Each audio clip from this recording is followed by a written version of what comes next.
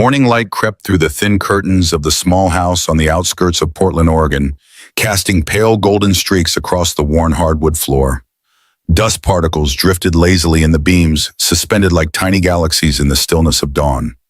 Marcus Callahan opened his eyes slowly, his body protesting against the stiff cushions of the old sofa where he had spent another restless night.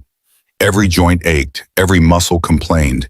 58 years of living had accumulated in his bones like sediment at the bottom of a river, and nights like this one only reminded him of how much the current had worn him down. Then he heard it, a sound that did not belong in his house. The soft clink of metal against ceramic, the whisper of bare feet on tile. Someone was in his kitchen. Marcus sat up in one fluid motion, his body responding before his mind could catch up. 20 years in the United States Navy had trained him to wake at the slightest anomaly, to assess threats before consciousness fully arrived. His hand instinctively reached for the side table where he kept nothing more dangerous than a flashlight these days, but old habits died harder than old soldiers. He turned his head toward the kitchen doorway, and his heart stopped mid-beat. A woman stood at his counter. Her dark hair was slightly disheveled, catching the early light in a way that made each strand seem touched by gold. She wore a white dress shirt, his white dress shirt, the one he had tossed over the back of the kitchen chair the night before. The sleeves were rolled up past her wrists, the hem falling to mid-thigh, and she moved through his space with a calm that suggested she had lived in this kitchen her entire life. She was making coffee, in his kitchen, wearing his shirt. The woman turned and a thin smile flickered at the corner of her lips. Her eyes were sharp, assessing the kind of eyes that had seen boardrooms and battlefields of their own making. She held his gaze without flinching. "You really don't remember anything from last night." Marcus swallowed hard. His voice came out hoarse, rougher than he intended. "Who the hell are you?" The woman set the coffee cup down on the counter with deliberate slowness, as if savoring every second of tension that hung in the air between them. She tilted her head, studying him the way a scientist might study a particularly interesting specimen. "The woman whose life you saved." Her voice was smooth, controlled, carrying the weight of someone accustomed to being obeyed. "And the owner of the company that currently holds the mortgage on this house." Marcus was on his feet before he realized he had moved. The room tilted slightly, the events of the previous night rushing back in fragments, rain, fire, blood, a desperate voice crying for help. His pulse hammered against his temples, each beat a small explosion behind his eyes. From the hallway came the sound of a door creaking open, followed by a burst of giggles that cut through the tension like sunlight through storm clouds. Emma appeared in the doorway, her blonde hair tangled from sleep, her blue eyes wide with curiosity. At 12 years old, she had learned to read rooms the way other children learn to read books, and she was reading this one with intense interest. The woman's gaze shifted to Emma, then back to Marcus. Something changed in her expression, something unfamiliar and dangerous, as if she were carrying a secret that could reshape the entire landscape of his life. "We need to talk, Marcus." The storm had begun 24 hours earlier, though Marcus had not known then that it would change everything. He had been driving home from a job site on the east side of Portland, his ancient Ford pickup groaning beneath him like a wounded animal. 12 hours of work had left him drained, rewiring an old Victorian house, the kind of job that required crawling through spaces too small for a man his size, reaching into walls that crumbled at the touch, wrestling with decades of neglected infrastructure. His flannel shirt was soaked with sweat and motor oil. His hands, calloused from years of labor, trembled slightly from exhaustion. The rain had started around 6 in the evening, gentle at first, then building into something biblical. By the time Marcus reached the highway, water was sheeting across his windshield faster than the wipers could clear it. Thunder rolled across the sky like artillery fire, and for a moment he was back in the engine room of the USS Constellation, feeling the ship shudder beneath him as waves crashed against the hull. 20 years in the Navy. 20 years of service as a mechanical engineer, keeping the machinery of war running smoothly, ensuring that the men and women who depended on those systems could trust them with their lives. He had served on 3 different carriers, survived 2 combat deployments, earned commendations that now gathered dust in a box somewhere in his closet. And when Sarah got sick, he had walked away from all of it without a second thought. Some things mattered more than medals. The pickup swayed on the flooded road, hydroplaning for a heart-stopping second before the tires found purchase again. Marcus gripped the wheel tighter, his knuckles white, his jaw clenched. He needed to get home. Emma was waiting, probably doing her homework at the kitchen table, probably worried about him driving in this weather. She worried too much for a 12-year-old, carried burdens too heavy for her young shoulders. That was his fault, he knew. Children learned fear from their parents, and he had taught her plenty. The headlights cut through the rain in weak yellow cones, illuminating only a few feet of road ahead. Marcus leaned forward, squinting through the deluge, when something at the edge of his vision made him slam on the brakes. A car. A luxury sedan, black and sleek, lay tilted against a massive oak tree on the roadside. The front end was crumpled like aluminum foil steam or smoke, he could not tell which, rising from the shattered hood. The headlights flickered weakly, casting irregular beams into the rain like the dying pulse of a heart. Marcus did not hesitate. He yanked the pickup to the shoulder, threw open the door, and launched himself into the storm. The rain hit him like a wall of ice. Within seconds, he was soaked through his boots, splashing through ankle-deep water as he ran toward the wreck. The smell hit him next, gasoline sharp and acrid, mixing with the copper scent of blood and the burnt rubber stench of deployed airbags. He reached the driver's side and pressed his face against the cracked window. A woman was inside, pinned behind the steering wheel. Her black suit was soaked through her white blouse, stained with blood from a gash on her forehead. An expensive watch gleamed on her wrist, catching the lightning that split the sky overhead. She was conscious, barely, her eyes wide with terror as she saw him. "Help me. Please. Help me." The words came out, broken, desperate, in the voice of someone who had never begged for anything in her life and did not know how to do it now. Marcus grabbed the door handle and pulled. Locked. He slammed his palm against the window, trying to get her attention. "I'm going to get you out. Stay calm. Can you unlock the door?" She fumbled for the controls, her movements sluggish and uncoordinated. Blood was streaming down her face, pooling in the hollow of her collarbone. The lock clicked, but the door would not budge. The frame had warped in the impact, metal twisted against metal. Marcus stepped back and drove his elbow into the window. Pain exploded up his arm as the glass shattered shards, slicing through his sleeve and into his skin. He barely felt it. Adrenaline had taken over that old familiar companion from his Navy days, sharpening his senses and dulling everything else. He reached through the broken window, his hands finding the seatbelt release. Stuck. Of course it was stuck. He pulled his pocket knife from his jeans and cut through the nylon strap in one clean motion, then grabbed the woman under her arms and hauled her through the window. She collapsed against his chest, her body trembling violently, her breath coming in short, panicked gasps. I can't breathe." Marcus half carried, half dragged her away from the car, his boots sliding in the mud, rain hammering down on them both. They had made it maybe 30 feet when the engine compartment erupted in flames. The heat hit him like a physical blow, searing and immediate. He threw himself over the woman, shielding her with his body as the fire consumed what was left of the sedan. When he looked up, the car was a funeral pyre, orange and yellow flames dancing against the black sky, hissing and spitting as the rain tried futilely to extinguish them. The woman was shaking uncontrollably, her fingers clutching his shirt with desperate strength. Thank you. Oh God, thank you." Marcus helped her to her feet, supporting most of her weight. She was lighter than he expected, fragile beneath the expensive fabric of her suit. The nearest hospital was miles away, and half the city was flooded. There was no way he could get her there in time, not with the roads in this condition. "My house is close. We need to get you warm. Get that bleeding stopped." She nodded weakly, her eyes unfocused, shock setting in. He guided her to the pickup, lifted her into the passenger seat, and ran around to the driver's side. The engine coughed to life, and he pulled back onto the road, driving as fast as he dared through the storm.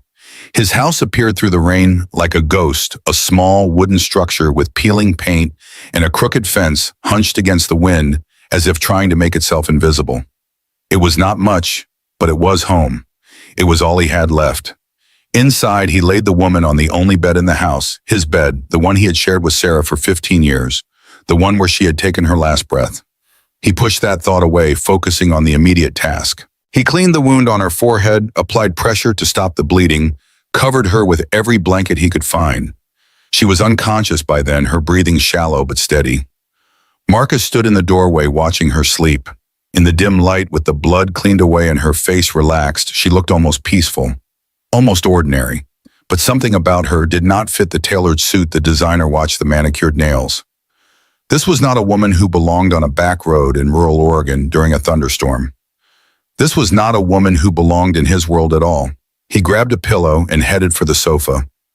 That would be his bed tonight. Around midnight, Emma appeared in the living room. She moved silently the way she always did when she sensed something was wrong, her bare feet making no sound on the hardwood floor. She looked at her father, then at the closed bedroom door. Her young face creased with concern.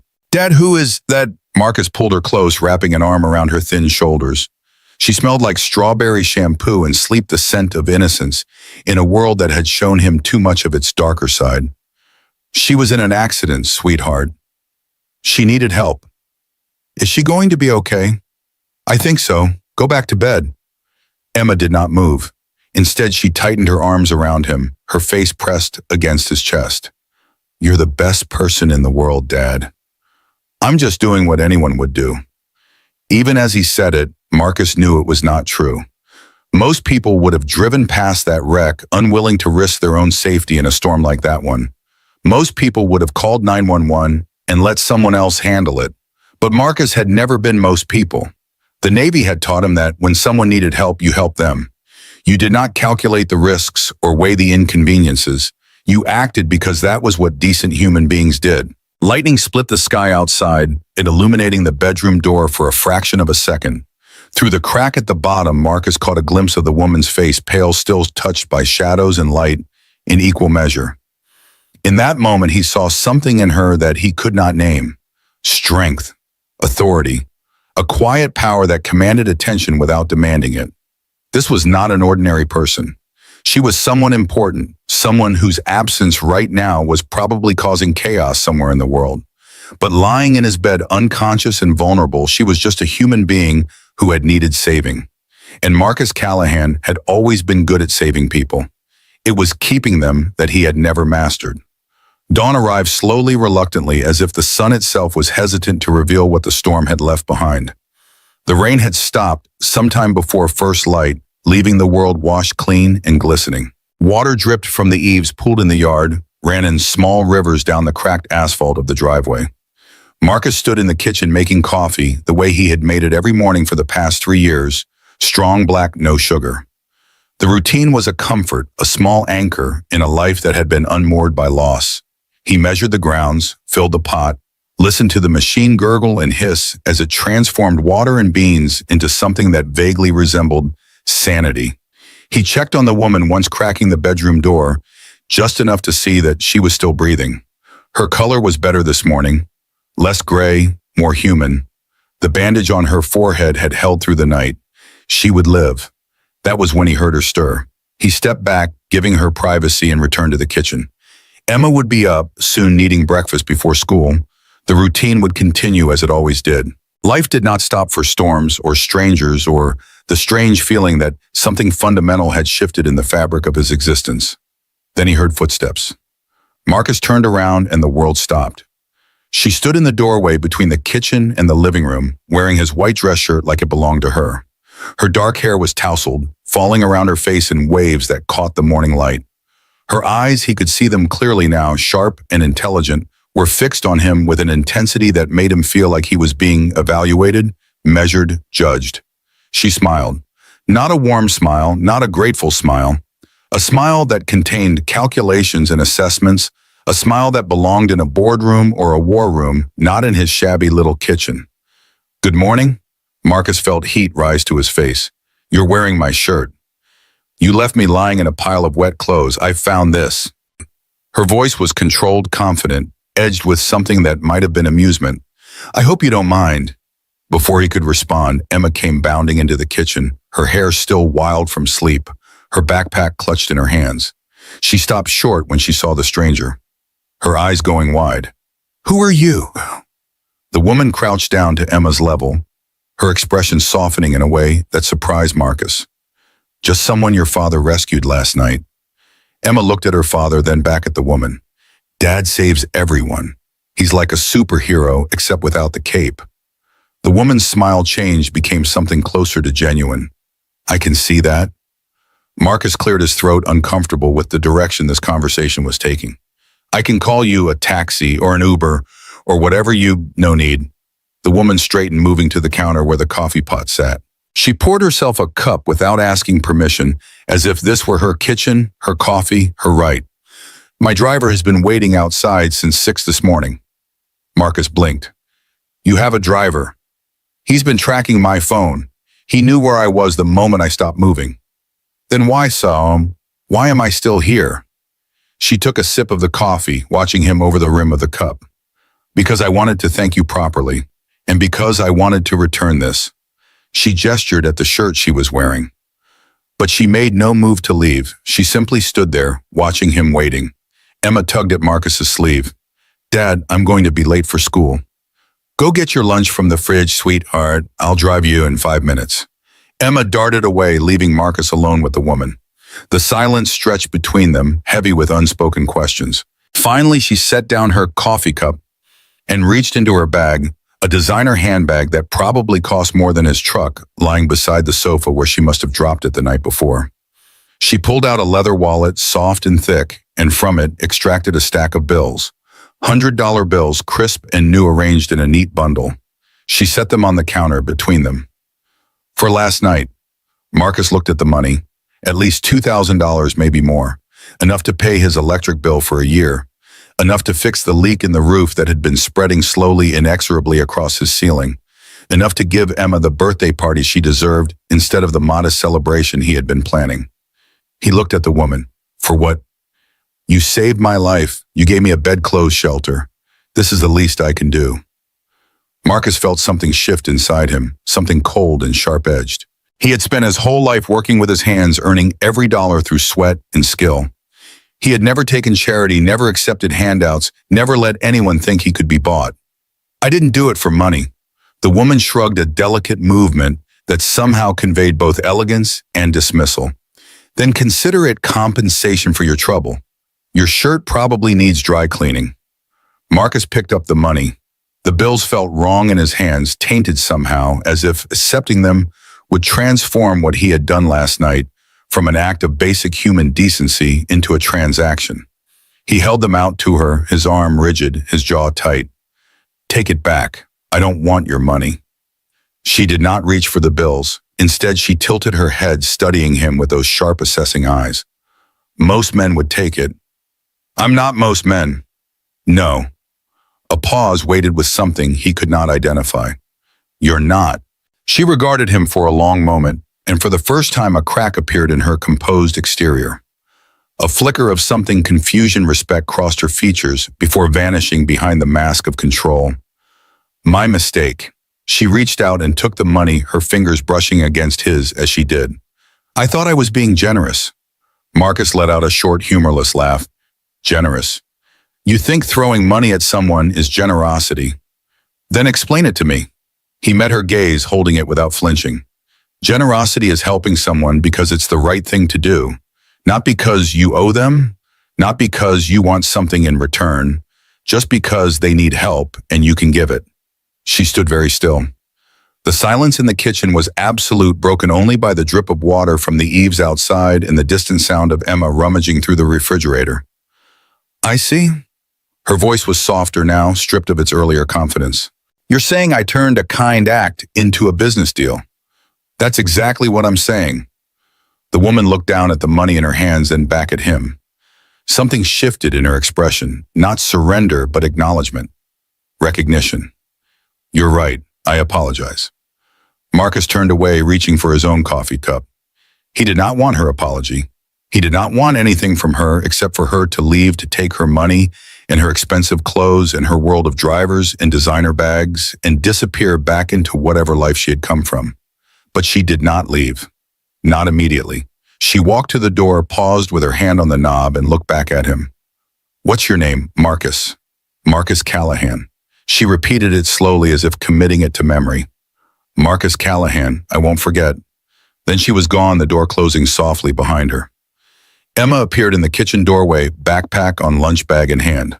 Was that your girlfriend, Dad? Despite everything, Marcus laughed.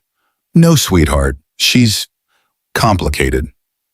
I liked her. She was pretty, and she smelled nice. She was also wearing my favorite shirt.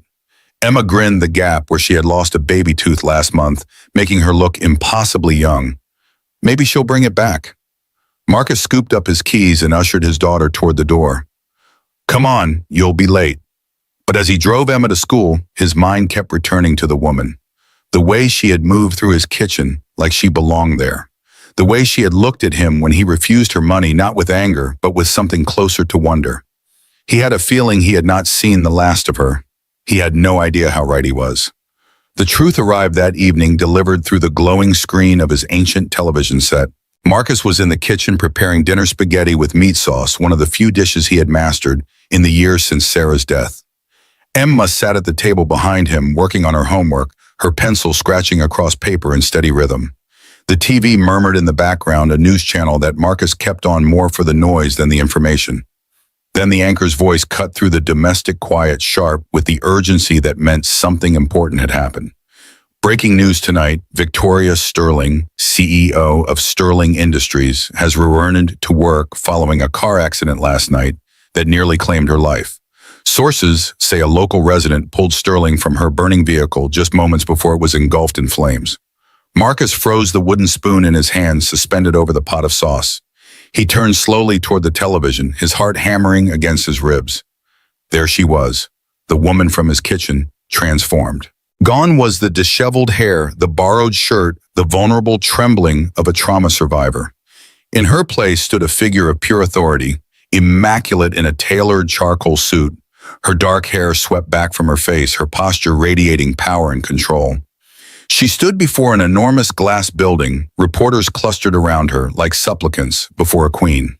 Behind her, etched in steel letters against the facade of the building, was a name, Sterling Industries. The anchor continued, Sterling Industries, one of the Pacific Northwest's largest conglomerates, has holdings in technology manufacturing and commercial real estate. Victoria Sterling, who took over as CEO following her father's death 5 years ago, has been credited with transforming the company into a multi-billion-dollar enterprise. The screen cut to Victoria herself, surrounded by microphones and flashing cameras. She looked directly into the lens, and for a moment Marcus could have sworn she was looking directly at him. I owe my life to a stranger who asked for nothing in return. He was kind, humble, and refused any compensation. That kind of integrity is rare. That kind of dignity cannot be purchased.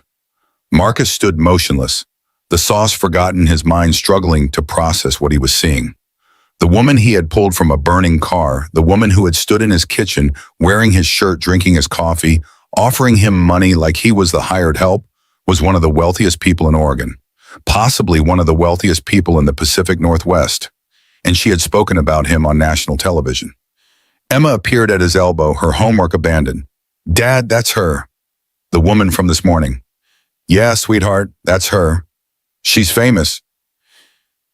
Apparently, Emma's eyes went wide with the particular excitement of a 12-year-old who had just discovered that her ordinary life had intersected with something extraordinary. You saved a CEO. That's so cool.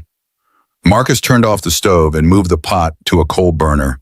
His appetite had vanished, replaced by a strange mixture of emotions he could not quite name. Relief that the woman was alive and well. Discomfort at seeing his act of basic decency broadcast to the world. And underneath it all, a nagging sense that this was not over, that Victoria Sterling was not the type of person who let debts go unpaid no matter what he had said about not wanting her money.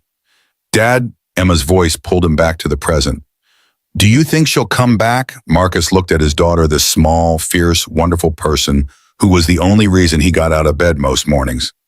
I don't think so, sweetheart. People like her don't usually spend time in neighborhoods like ours.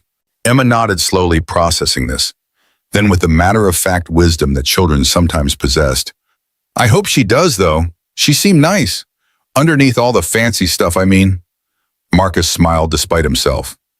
Emma had always had a gift for seeing past surfaces, for finding the human being beneath the armor. It was one of the things he loved most about her, and one of the things that terrified him most. The world was not kind to people who saw too clearly. Come on, he said, turning back to the stove. Let's eat. You've got homework to finish. But as they sat down to dinner, Marcus could not shake the feeling that something had changed. The woman Victoria had walked into his life like a storm, and like all storms, she had left wreckage in her wake. The question was whether he would be able to rebuild or whether the damage would prove permanent. 3 days passed, 3 days of normality of work and school and the 1,000 small tasks that comprised a life. Marcus fixed a leaking pipe in a house on the west side of town. He replaced a faulty electrical panel in an apartment building downtown. He drove Emma to school and picked her up afterward, helped her with her homework, made sure she ate her vegetables and went to bed on time. He tried to forget about Victoria Sterling. He failed. Her face kept appearing in his mind at odd moments while he was elbow deep in a wall fishing for a stubborn wire, while he was sitting at a red light waiting for the signal to change, while he was lying in bed at night staring at the ceiling and listening to the old house settle around him. The way she had looked at him when he refused her money, the way her voice had softened when she apologized, the way she had repeated his name as if she were making a promise. On the morning of the 4th day, Marcus was at Emma's school fixing a burst pipe in the teacher's lounge. It was routine work, the kind of job he could do in his sleep. Locate the leak, shut off the water, cut out the damaged section solder in a replacement. His hands moved with the automatic precision of long practice, leaving his mind free to wander. He was thinking about Sarah, about the way she used to laugh at his jokes, even the bad ones, about the way she would stand behind him while he worked her hands on his shoulders, her chin resting on the top of his head, about the way she had looked in those final weeks pale and thin, but still fighting, still smiling, still trying to make everyone around her feel better, even as she was dying. 3 years. It had been 3 years since she passed. 3 years of raising Emma alone, of working himself to exhaustion, of trying to fill the void she had left behind. Some days it felt like yesterday, other days it felt like a lifetime ago. The sound of an engine pulled him from his thoughts. It was not the sound of a minivan or an SUV, the vehicles that typically populated school parking lots. This was something different. A low, smooth purr that spoke of precision engineering and obscene amounts of money. A sound like a predator's growl, quiet but unmistakable. Marcus straightened up, wiping his hands on a rag. Through the window of the teacher's lounge, he could see the parking lot. A black sedan had pulled in sleek and polished, so out of place among the modest cars and trucks that it might as well have been a spaceship. The driver's door opened. Victoria Sterling stepped out. She was dressed differently today, a white blazer over a dark blouse, tailored pants, heels that clicked against the asphalt like a metronome. Sunglasses hid her eyes, but there was no mistaking her. She moved with the same confident stride he remembered from his kitchen, the same sense of owning every space she entered. She was walking directly toward him. Marcus felt his heart rate spike. He glanced down at himself, work boots caked with mud, jeans stained with pipe-dope flannel shirt that had seen better days. He looked exactly like what he was, a working man, a tradesman, someone who earned his living with his hands and his sweat. She did not seem to notice. Or if she did not care. Mr. Callahan, she stopped a few feet away, removing her sunglasses to reveal those sharp, assessing eyes. We need to talk. Around them, the parking lot had gone quiet. Parents who had been chatting by their cars were now staring. Teachers who had been walking to the building had stopped in their tracks. Everyone was watching, drawn by the magnetic pull of wealth and power that surrounded Victoria Sterling like an invisible force field. Marcus kept his voice level. If this is about money again, it's not about money. She reached into her bag and pulled out a phone, turning the screen toward him. It's about the truth. On the screen was security footage, grainy, time-stamped, but unmistakably him. He was carrying a woman out of a burning car, rain streaming down his face, his expression fierce with determination. He watched himself stumble through the mud, watched the car erupt in flames behind him, watched the woman in his arms go limp. You saved my life. Victoria's voice was different now, stripped of its corporate polish, almost vulnerable. I need to show you something. She swiped to another video, this one clearer, taken from a different angle. The footage showed the moment before the crash, Victoria's car driving normally down the highway, headlights cutting through the rain. Then without warning, the steering wheel jerked hard to the right. The car swerved across the road, hit the shoulder, and slammed into the tree. Marcus frowned. What am I looking at? Watch the steering wheel. He watched again. This time he saw it, the sudden violent movement of the wheel happening too fast and too smoothly to be the result of human hands. It was mechanical, automated, like the car had decided to crash itself. Someone tampered with my vehicle, Victoria's voice was flat controlled, but he could hear the anger underneath. Someone wanted me dead, and if you hadn't been on that road at exactly the right moment. She did not finish the sentence. She did not need to. Marcus looked at the footage again, his military training kicking in. He had spent 20 years working with complex machinery, understanding how systems functioned and how they could fail. What he was seeing was not a failure. It was sabotage. The steering system is electronic in that model. His voice came out rough, analytical. If someone got into the software, they could override the driver's inputs, make the car go wherever they wanted. Victoria nodded. That's what my security team concluded. Someone hacked my car. Who? For the first time, something like uncertainty crossed her features. That's what I intend to find out. Marcus was quiet for a long moment, processing this information. The woman standing before him was not just wealthy, she was a target. Someone had tried to kill her, and they had nearly succeeded. If he had not been on that road, if he had not stopped, if he had been even a few minutes later. Why are you telling me this? Because I owe you the truth, and because... She hesitated, and in that hesitation, he glimpsed something beneath the armor. Something human. Because I need to know I can trust someone. And you're the only person who's ever done anything for me without expecting something in return. The words hung in the air between them, heavy with implication. Marcus thought about his life, the small house, the endless bills, the constant struggle to make ends meet. He thought about Emma, about the opportunities he could not give her, about the birthday parties and vacations and college funds that remained forever out of reach. And then he thought about the look in Victoria's eyes when she had offered him that money. The calculation there, the assumption that everything and everyone had a price. He had proven her wrong once. He would not prove her right now. What do you want from me? She reached into her bag again and pulled out an envelope. Inside were documents, official-looking papers with legal jargon and corporate letterheads. She handed them to him. I own the building your house is in. As of 2 days ago, I purchased the entire complex. Marcus felt the ground shift beneath his feet. You did what?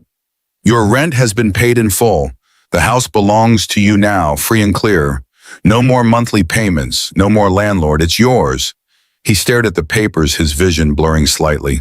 The words swam before his eyes, deed transfer, property rights, ownership certificate. His name was printed at the top, clear and unmistakable. I can't accept this. You already have. The paperwork is filed. It's done. You can't just... I can. Her voice was firm again, the CEO reasserting herself. And I did. Not because I owe you, Marcus. Because it's the right thing to do. You saved my life. You asked for nothing. The least I can do is make sure you have a roof over your head. Marcus thought about all the nights he had lain awake calculating whether he could make the rent. All the jobs he had taken, dangerous, exhausting, sometimes humiliating, just to keep Emma housed and fed. All the dreams he had deferred, the opportunities he had passed up, the sacrifices he had made without complaint. And now, with a few strokes of a pen, Victoria Sterling had erased the heaviest burden from his shoulders. He should have been grateful. He should have been relieved. Instead, he felt something else entirely, a complicated mixture of pride and resentment, gratitude and shame. I didn't do it for a house. I know. Victoria's voice softened. That's exactly why you deserve one. She handed him another document, a glossy brochure with a familiar logo. He looked at it and felt his breath catch. The Callahan Fund. I'm starting a foundation, Victoria continued. Support for single parents, especially single fathers. Financial assistance, job training, childcare subsidies. I want to help people like you, Marcus. People who are working themselves to the bone just to keep their families together. He looked up from the brochure. You named it after me. I named it after the only kind of strength I truly respect. Quiet strength, honest strength, human strength. Marcus stood there, the brochure in one hand, the deed to his house in the other. Around them, the parking lot had filled with whispers, parents and teachers pointing, speculating, taking photos on their phones. He barely noticed. Wow, the word came out rough, almost accusatory. Why are you doing this? Victoria met his gaze without flinching. Because you reminded me of something I had forgotten. What? That money can't buy character, that it can't buy courage. and it definitely can't buy the kind of man who carries a stranger out of a burning car without asking for anything in return. She reached out and laid a hand on his arm, a brief touch there, and gone in an instant. I want you to help me run the fund. You know these neighborhoods, these people. You know what they actually need, not what some consultant in a boardroom thinks they need. I want you to keep me grounded, keep me honest. Make sure this foundation actually helps people, instead of just making me feel better about my wealth. Marcus looked at his daughter's school behind him. Through the fence, he could see the playground where Emma spent her recess running and laughing with her friends. He thought about all the other kids on that playground, kids from families like his families, that were one missed paycheck away from disaster. If I agree, his voice was cautious, measured. We do this my way. No press events, no photo ops, just real help for real people. Victoria extended her hand. Agreed. He shook it. Her grip was firm, confident, equal. One more thing, she said, a hint of a smile playing at the corner of her mouth. What? I still have your shirt. Despite everything, the shock, the confusion, the overwhelming strangeness of the moment, Marcus laughed. It was a genuine sound, rough and rusty from disuse, but real. Keep it. You look better in it than I do. The smile broke through fully now, transforming her face. That's debatable. A reporter had materialized from somewhere, local paper, from the look of the badge around her neck. She pushed forward, phone held out like a weapon. Miss Sterling, are you and Mr. Callahan dating? Victoria glanced at Marcus, her eyes sparkling with something that might have been mischief. Not yet, but he did lend me his favorite shirt. Laughter rippled through the growing crowd. Marcus shook his head, feeling his face flush. You're impossible. I prefer determined. Emina came running across the playground, her braids flying behind her. She skidded to a stop in front of them, breathing hard, her eyes wide. Dad, that's the lady from the news. Yes, sweetheart, that's her. Emma looked at Victoria with the direct, assessing gaze of a child who had learned early that adults could not always be trusted. Are you going to help my dad? Victoria crouched down to Emma's level, her expression serious. I'm going to try my very best. Then I approve. Emma nodded firmly, but only if you are nice to him. My dad is the best dad in the world. Victoria smiled, not the practiced smile of a CEO, but something softer, more genuine. I can see that. Then, to Marcus's surprise, Emma stepped forward and hugged Victoria. A brief embrace, spontaneous and innocent. Victoria stood frozen for a moment, caught off guard, before slowly putting her arms around the girl. When Emma pulled back and ran off toward her friends, Victoria straightened slowly. Her eyes looked suspiciously bright. She's remarkable. She's everything. Victoria nodded as if she understood exactly what he meant. Then let's make sure you can give her everything she deserves. She turned and walked back to her car, her heels clicking against the pavement. At the door, she paused and looked back. I'll send the paperwork this week. And Marcus, yeah, thank you for reminding me why I started this company in the first place. Why was that? To help the people who helped me when I had nothing. She got into the car and the door closed behind her. The sedan pulled away, disappearing around the corner with a whisper of expensive engineering. Marcus stood in the parking lot, papers in hand, heart pounding. Around him, the world had returned to normal, parents chatting, teachers walking, children laughing. But nothing felt normal anymore. A door had opened, and he had no idea what lay on the other side. That night, after Emma had gone to bed, Marcus sat alone in the darkened living room. The envelope from Victoria lay on the coffee table before him, unopened, since he had brought it home. The deed to his house, the brochure for the Callahan Fund, the papers that represented a seismic shift in his circumstances, all of it waiting for him to engage with it, to accept it, to let it become real. He reached out and touched the edge of the envelope. His fingers trembled slightly, as if what lay inside were not paper, but something alive, something that could change the entire trajectory of his life. The memories came then, as they always did in the quiet hours. Sarah, her red hair catching the light through the kitchen window, her laugh bright and sudden, filling every corner of their small house, her hands always moving, always creating knitting blankets, arranging flowers, reaching out to touch his face when he came home tired and frustrated. She had died 3 years ago. 3 years, 2 months, and 17 days if he was counting. and he was always counting. The cancer had been aggressive stage 4 by the time they found it, already spreading through her body like an invading army. The doctors had given her 6 months. She had lasted nearly 2 years fighting with a ferocity that had left everyone who knew her in awe. He remembered the endless nights in the hospital, sitting beside her bed, while machines beeped and clicked around them. The antiseptic smell that burned his throat. The sound of her breathing growing shallower, day by day, hour by hour. He remembered her hand in his, so small and fragile, the wedding ring loose on her finger, because she had lost so much weight. On the last night, she had looked at him with eyes that were still clear, still sharp, still full of the fire that had made him fall in love with her 30 years ago. Marcus, her voice was barely a whisper. Promise me. Anything. Don't let Emma go without. Work hard. Give her everything. I promise. And Marcus? She had squeezed his hand with what little strength remained. Don't close off your heart. She needs you happy. You deserve to be happy. He had promised. He had held her cooling body and screamed into the darkness until his voice gave out.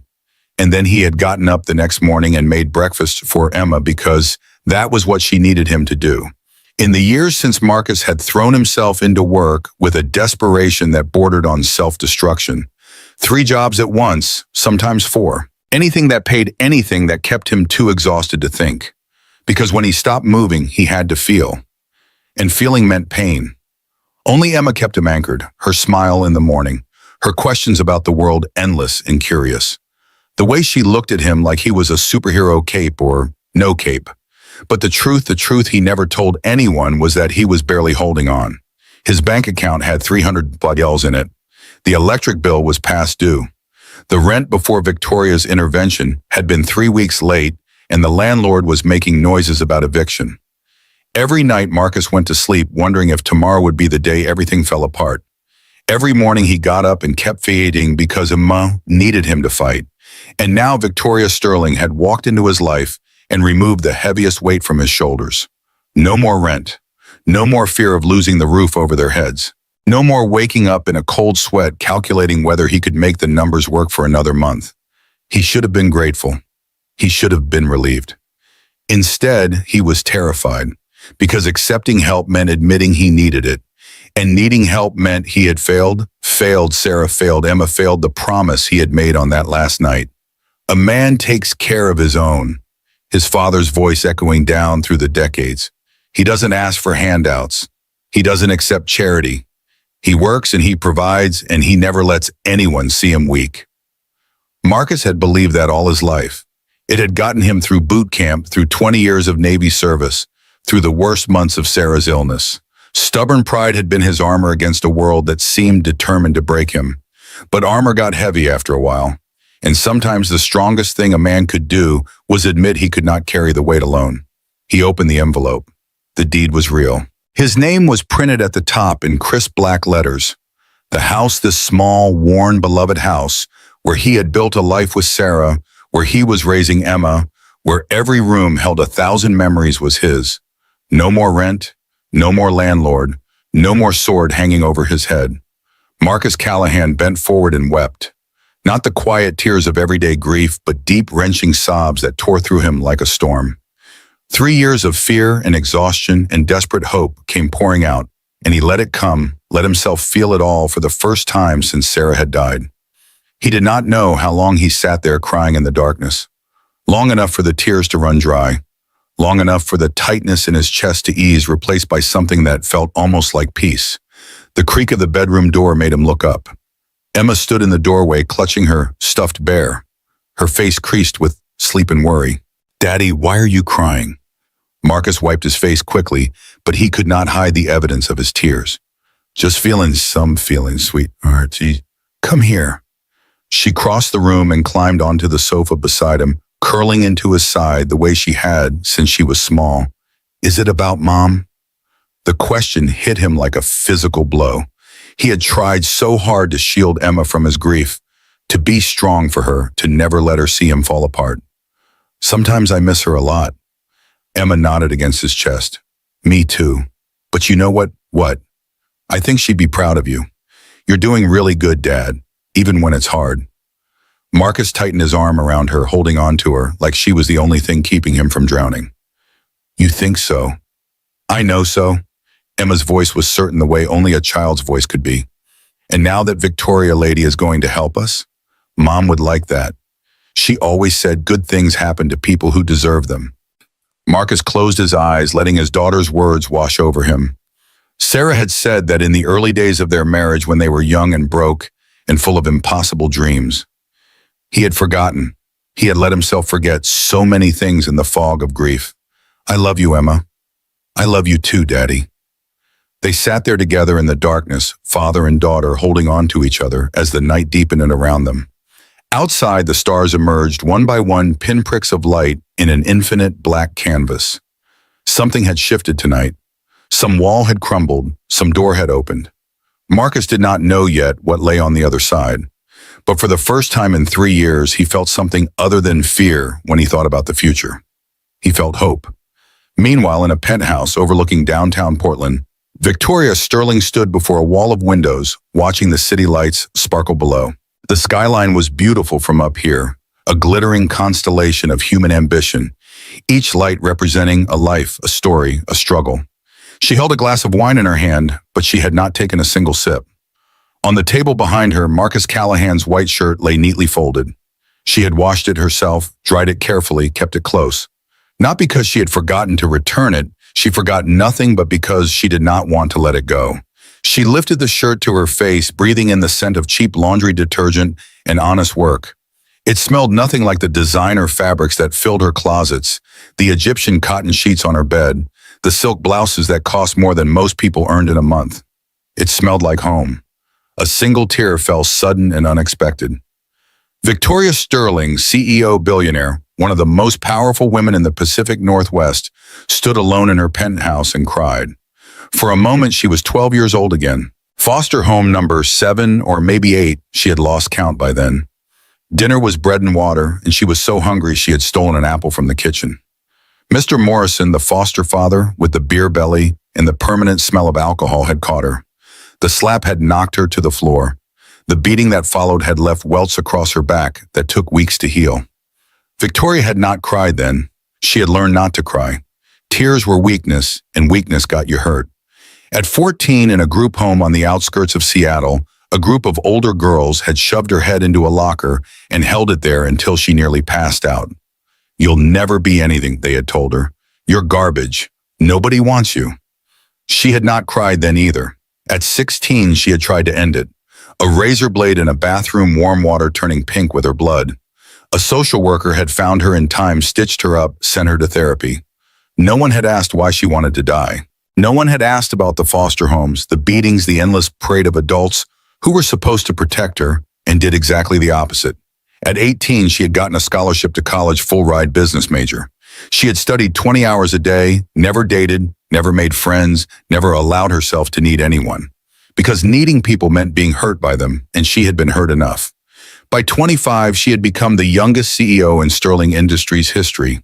Her biological father, William Sterling, had died of a heart attack, leaving the company to his only living child, the daughter he had abandoned to the foster system 30 years earlier, when her mother died and he decided raising a child alone was too inconvenient.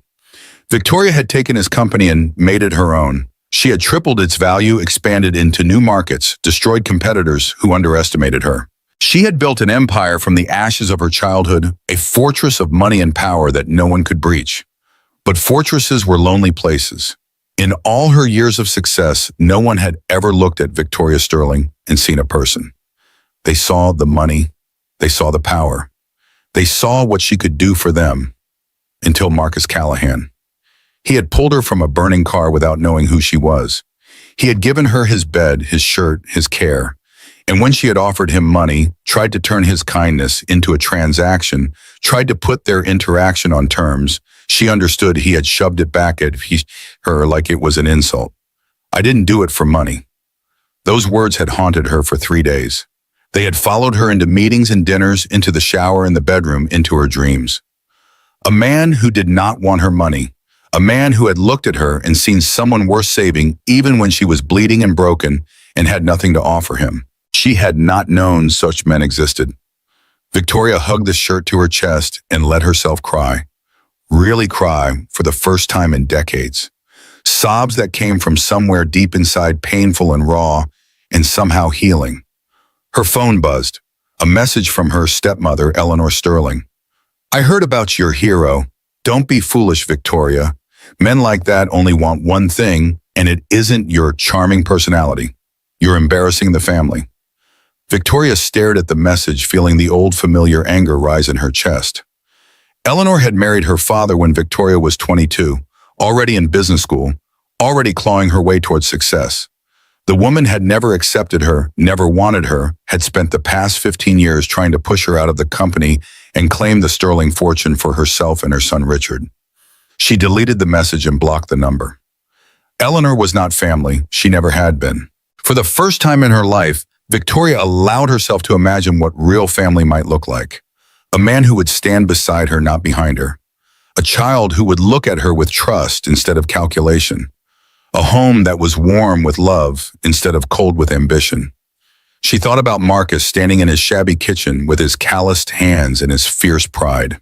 She thought about Emma with her bright eyes and her instant, easy affection. She thought about the way Marcus had looked at her when she apologized, like he was surprised anyone had ever admitted to being wrong in his presence. Victoria Sterling had spent her entire life running from the scared little girl she used to be. Building walls, accumulating power, making sure no one could ever hurt her again. But walls also kept people out. And power, she was beginning to understand, was a poor substitute for connection. Tomorrow she would begin the work of establishing the Callahan Fund. She would help people, really help them, not just throw money at problems to make herself feel better. She would learn from Marcus how to do things right. And maybe if she was very lucky, she would learn how to be human again. Outside her window, the city sparkled on, oblivious to the transformation happening in the penthouse above. The following week passed in a blur of paperwork and planning.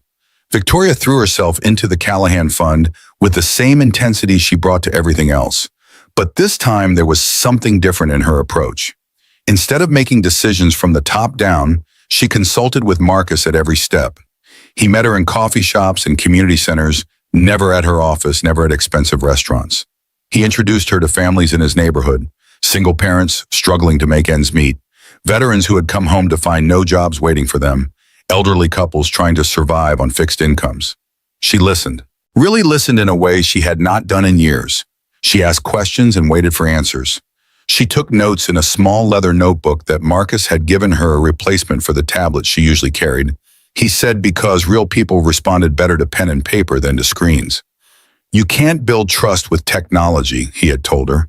"Trust is built face-to-face, one conversation at a time." She was beginning to understand what he meant. Meanwhile, Marcus found himself grappling with the strange new reality of his circumstances. The house was his, now truly his, not rented, not borrowed, not at risk. He walked through the rooms, sometimes running his hand along the walls, still not quite believing it. Emma had noticed the change in him. "You're smiling more, Dad," she told him one morning over breakfast. "You look less tired." He had not realized how much of his exhaustion had shown until she pointed it out. 3 years of carrying an impossible weight, and now that weight was gone. He was sleeping better, eating better, standing a little straighter. But underneath the relief, questions gnawed at him. The security footage Victoria had shown him haunted his dreams. The steering wheel jerking violently, the car careening off the road, the flames that would have consumed her if he had arrived even a minute later. Someone had tried to kill her. Someone had hacked into her car's computer system and deliberately caused the crash. And that someone was still out there, unpunished, unidentified. Marcus had spent 20 years in the Navy solving complex mechanical problems under pressure. He knew how systems worked, how they could fail, how they could be sabotaged. And the more he thought about what he had seen in that footage, the more certain he became that this was not a random attack. This was personal. He started researching quietly, carefully, not wanting to alarm Emma or distract Victoria from her work with the fund. He read articles about automotive security vulnerabilities, about the hacking tools that could override electronic steering systems, about the handful of cases where similar attacks had been documented. He also researched Sterling Industries. The company was massive, a conglomerate with interests in technology, manufacturing, real estate, and a dozen other sectors. Victoria's father, William Sterling, had built it from a small machine shop in the 1970s into a multi-billion-dollar empire. When he died 5 years ago, Victoria had inherited majority control, but she was not the only heir. Richard Sterling, William's son from his second marriage, held a significant minority stake. According to the articles Marcus found, Richard had challenged Victoria's leadership, repeatedly arguing that he should be running the company instead. There had been proxy fights, boardroom battles, legal disputes that had cost millions in attorney fees. Marcus looked at Richard Sterling's a smooth, polished face with perfectly styled hair and a smile that did not reach his eyes. He had seen faces like that in the Navy, usually attached to officers who cared more about their careers than their sailors. And then there was Eleanor, Richard's mother, William Sterling's widow, who controlled a substantial portion of the family's non-corporate assets and had been fighting Victoria in court over the estate for years. The picture that emerged was not pretty. Victoria Sterling was not just wealthy, she was surrounded by people who wanted what she had and were willing to fight dirty to get it. The question was, how dirty were they willing to get? On a Saturday morning, 2 weeks after the accident, Marcus drove to the impound lot where Victoria's wrecked car had been taken. She had given him authorization to examine it, had seemed surprised and touched that he wanted to actually. Most people would have forgotten about the crash by now, she had said. Moved on. Someone tried to kill you. That's not something I can just move on from. The car was a total lost frame, twisted engine compartment, gutted by fire interior, reduced to charred wreckage. But Marcus was not interested in the obvious damage. He was looking for something else. It took him 3 hours of crawling under and around the vehicle, but he found it. A small device roughly the size of a pack of cigarettes tucked behind the dashboard where the steering column connected to the electronic control module. It was burned and damaged, but still recognizable to someone who knew what he was looking at. A hardware implant. Someone had physically installed this device in Victoria's car, giving them the ability to override the steering system remotely. This was not some random hacker exploiting a software vulnerability from the other side of the world. This was someone with direct access to the vehicle. Marcus took photos, made notes, carefully removed the device, and sealed it in an evidence bag he had brought from home. His hands were steady, his mind clear. This was work he understood, methodical, technical, precise. The bigger question, who had done this and why, was beyond his expertise. But he knew someone who might be able to help. He called Victoria that afternoon. I found something. We need to talk. They met at a diner on the east side of town, a place where no one would recognize Victoria Sterling, where the coffee was strong and the booths offered privacy. Marcus laid the evidence bag on the table between them. Someone installed this in your car. It's a hardware override device, lets them take control of your steering remotely. Professional grade, not something you buy at Radio Shack. Victoria stared at the device, her face pale. You're saying someone with physical access to your car, someone who knew what they were doing, someone who wanted you dead and almost got their wish. She was silent for a long moment. When she spoke again, her voice was controlled, but he could hear the fear underneath. Richard has been fighting me for control of the company for years. He has a mechanical engineering degree. He would know how to do something like this. Your brother. Half-brother. We share a father, nothing else. He's always resented me for existing, for inheriting, for being better at running the company than he could ever be. She laughed bitterly. I knew he hated me. I didn't know he wanted me dead. Marcus watched her absorb the implications. He could see the wheels turning in her head, the CEO taking over from the vulnerable woman who had sat in his kitchen wearing his shirt. We need to go to the police. With what? Victoria shook her head. A burnt device and a theory Richard has expensive lawyers. He'll claim it was planted or tampered with, or that I'm trying to frame him. Without more evidence. Then we find more evidence. She looked at him, really looked the way she had that first morning in his kitchen. You'd do that? Help me investigate my own brother. Someone tried to kill you, Victoria. I don't care who it was. If they're not stopped, they'll try again. The words hung in the air between them. Victoria reached across the table and took his hand, the first time she had initiated physical contact between them. Thank you. Her voice was thick with emotion. I don't know why you keep helping me. I don't know what I did to deserve. You don't need to deserve help. That's what I keep trying to tell you. Sometimes people help each other just because it's the right thing to do. She squeezed his hand tightly, and for a moment neither of them spoke. Then Victoria's phone buzzed. She glanced at the screen and her expression hardened. It's my stepmother. She's demanding a family meeting, says she has concerns about my recent public appearances with, she glanced at Marcus, with my blue-collar charity case. Marcus felt a flash of anger on her behalf. Charming. Eleanor has never been known for her subtlety or her kindness. Victoria stood pulling on her coat. I should deal with this. But Marcus, she hesitated. I want you to come with me to a family meeting. They're going to attack me, attack you, attack everything we're trying to build. I want them to see that I'm not alone, that I have someone in my corner who isn't there for the money. It was a lot to ask, meeting the family of a woman he had known for only a few weeks, walking into what was clearly going to be a hostile situation, putting himself on display for people who already despised him. But he thought about the device in the evidence bag, about the steering wheel, jerking the car, crashing the flames, consuming everything. When, tomorrow night, 7 o'clock, I'll send a car. Marcus shook his head. I'll drive myself, and I'll meet you there. Victoria smiled, a real smile, the kind that softened her sharp features and made her look almost approachable. Independence. I like that about you. Among other things, getting ahead of yourself, Mr. Callahan. But she was still smiling as she walked out of the diner, and Marcus found himself smiling too. The Sterling estate was everything Marcus had expected and nothing he was prepared for. The property sat on 50 acres outside Portland, accessed through a private road that wound through old-growth forest before emerging into manicured grounds that could have graced the cover of a magazine. The house itself was more mansion than home, a sprawling structure of stone and glass that seemed designed to intimidate rather than welcome. Marcus parked his truck in the circular driveway, acutely aware of how out of place it looked among the luxury vehicles already there. A Mercedes, a BMW, a Porsche. His Ford F-150 with its dented fender and rust spots was like a mutt at a dog show.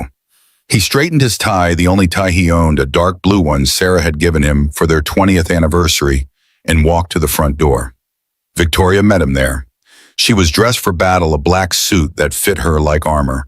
Her hair pulled back severely from her face, her expression carefully neutral. But when she saw him, something in her eyes softened. You came. I said I would. She took his hand. Whatever happens in there, remember they don't define me, and they don't define you. The interior of the house was as overwhelming as the exterior: marble floors, crystal chandeliers, artwork on the walls that probably cost more than his entire house. Victoria led him through a series of rooms, each more opulent than the last, until they reached a formal dining room, dominated by a table long enough to seat a small army. 2 people were already seated. At the head of the table sat Eleanor Sterling. She was 60 years old, perfectly preserved, with silver hair, swept back from a face that had been surgically maintained within an inch of its life. Diamonds glittered at her throat and wrists. Her eyes, when they turned to Marcus, were cold enough to freeze water. Beside her was Richard Sterling, 40 years old, handsome in a polished, practiced way, wearing a suit that cost more than Marcus earned in a month. His smile was wit and white and completely devoid of warmth. Ah, the hero arrives. Eleanor's voice dripped with disdain. Please sit. Make yourself comfortable in my home. Marcus took the chair Victoria indicated, keeping his face neutral. 20 years of Navy service had taught him to stay calm in hostile environments. This was no different, just a different kind of combat. Thank you for having us. His voice was steady, polite, but not deferential. Mrs. Sterling. I didn't have a choice. Eleanor's gaze moved to Victoria. My stepdaughter has made it clear that her new association takes precedence over family obligations. Victoria's jaw tightened almost imperceptibly. I'm here, Eleanor. What is it you wanted to discuss? Direct as always, fine. Eleanor leaned forward, her eyes fixed on Marcus. Mr. Callahan, I understand you saved Victoria's life. Very heroic. I also understand that since then, you have acquired a free house, a foundation named after you, and apparently access to my stepdaughter's bed. Eleanor, Victoria's voice was sharp. Let me finish. Eleanor waved a dismissive hand. I want to know what your end game is, Mr. Callahan. What is it you really want? Because I've seen men like you before. Men who see opportunity and know how to exploit it. Marcus met her gaze without flinching. With respect, Mrs. Sterling, you don't know anything about men like me. Enlighten me. Men like me work for what we have. We don't take handouts. We don't exploit anyone. He kept his voice level, his words measured. I saved your stepdaughter's life because she needed help, and I was there. That's all. Everything that's happened since the house, the foundation, that was her choice, not mine. I tried to refuse. Eleanor's laugh was sharp and brittle. And yet here you sit at my table in my home wearing a suit that I'm certain you did not pay for. This suit belonged to my father. He wore it to my mother's funeral and to my wedding and to his own funeral 3 years later. It's the only suit I own. Marcus paused, letting that sink in. I don't need your money, Mrs. Sterling. I don't need your approval. I'm here because Victoria asked me to be here. That's the only reason. The room was silent. Richard had stopped smiling, his expression calculating as he studied Marcus with new interest. Eleanor looked like she had been slapped. Victoria reached under the table and squeezed Marcus's hand. Eleanor recovered quickly, her face smoothing back into its mask of aristocratic disdain. How touching. The noble blue-collar worker untainted by the corruptions of wealth. She turned to Victoria. Do you really expect me to believe this fairy tale that a man with nothing to offer somehow won your affection through sheer virtue? What I believe, Victoria said quietly, is my business, not yours. It is very much my business when you're making a spectacle of yourself in the press. Io falls for her rescuer. Do you have any idea how that looks? The stock dropped 3 points last week because of this circus. The stock dropped because of the quarterly earnings report, which was affected by the supply chain issues Richard created when he insisted on changing vendors against my recommendation. Victoria's voice was ice. Don't blame my personal life for his professional failures. Richard finally spoke up, his voice smooth and oily. Now, sister dear, let's not make this about business. This is about family. Is it? Victoria leaned forward. Then let's talk about family, Richard. Let's talk about the device Marcus found in my car. The temperature in the room seemed to drop 10 degrees. I'm sorry, Richard's face was a perfect mask of confusion. What device? A hardware override unit, professional grade, installed behind my steering column.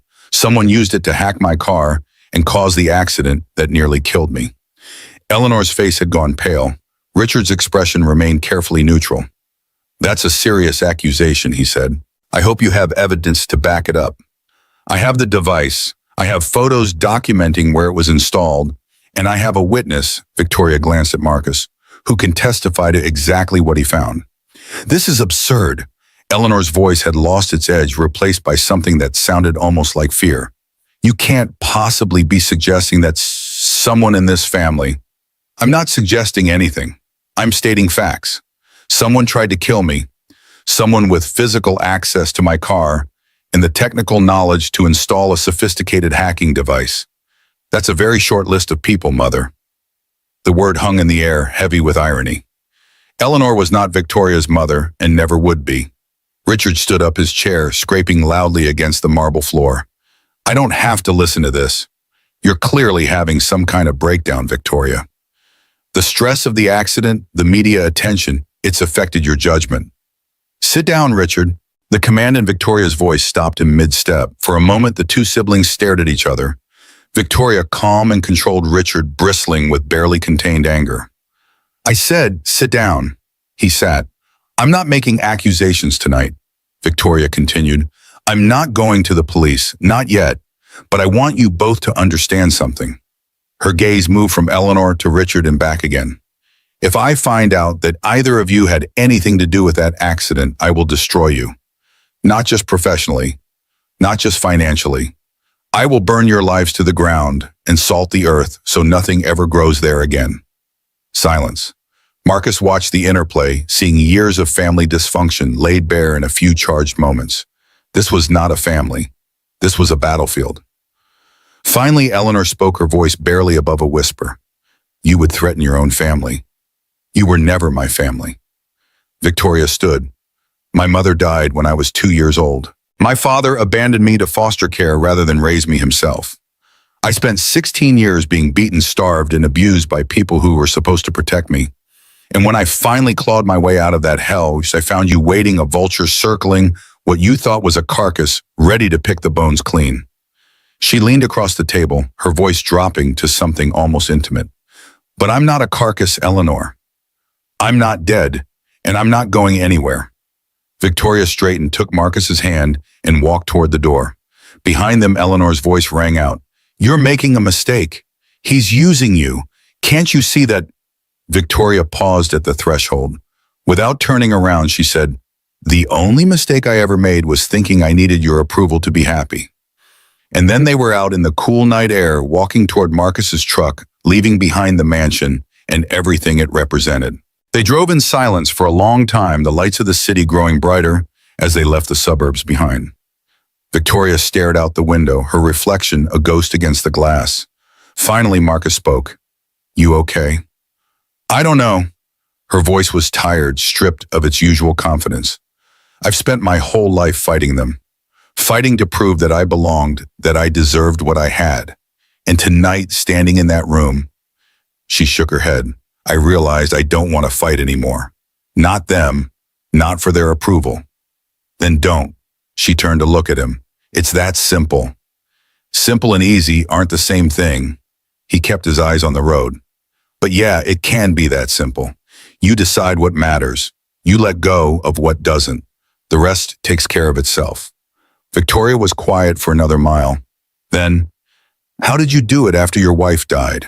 How did you keep going? The question caught him off guard. He thought about deflecting, about changing the subject, about all the ways he had learned to avoid talking about Sarah. Instead, he told the truth. I didn't, not at first. For the first 6 months, I was just going through the motions. Getting Emma to school, going to work, coming home, going to bed. I wasn't living. I was just existing. What changed? Emma, one night she came into my room. I hadn't been sleeping, just lying there staring at the ceiling, and she climbed into bed with me and said, Daddy, it's okay to be sad, but I need you to be happy sometimes too. She was 9 years old and she was taking care of me. He felt his throat tighten at the memory. After that, I made a decision. I couldn't bring Sarah back. I couldn't undo what had happened, but I could choose to be present for my daughter, to give her a father who was actually there, not just a ghost wearing her dad's face. Victoria reached over and laid her hand on his arm.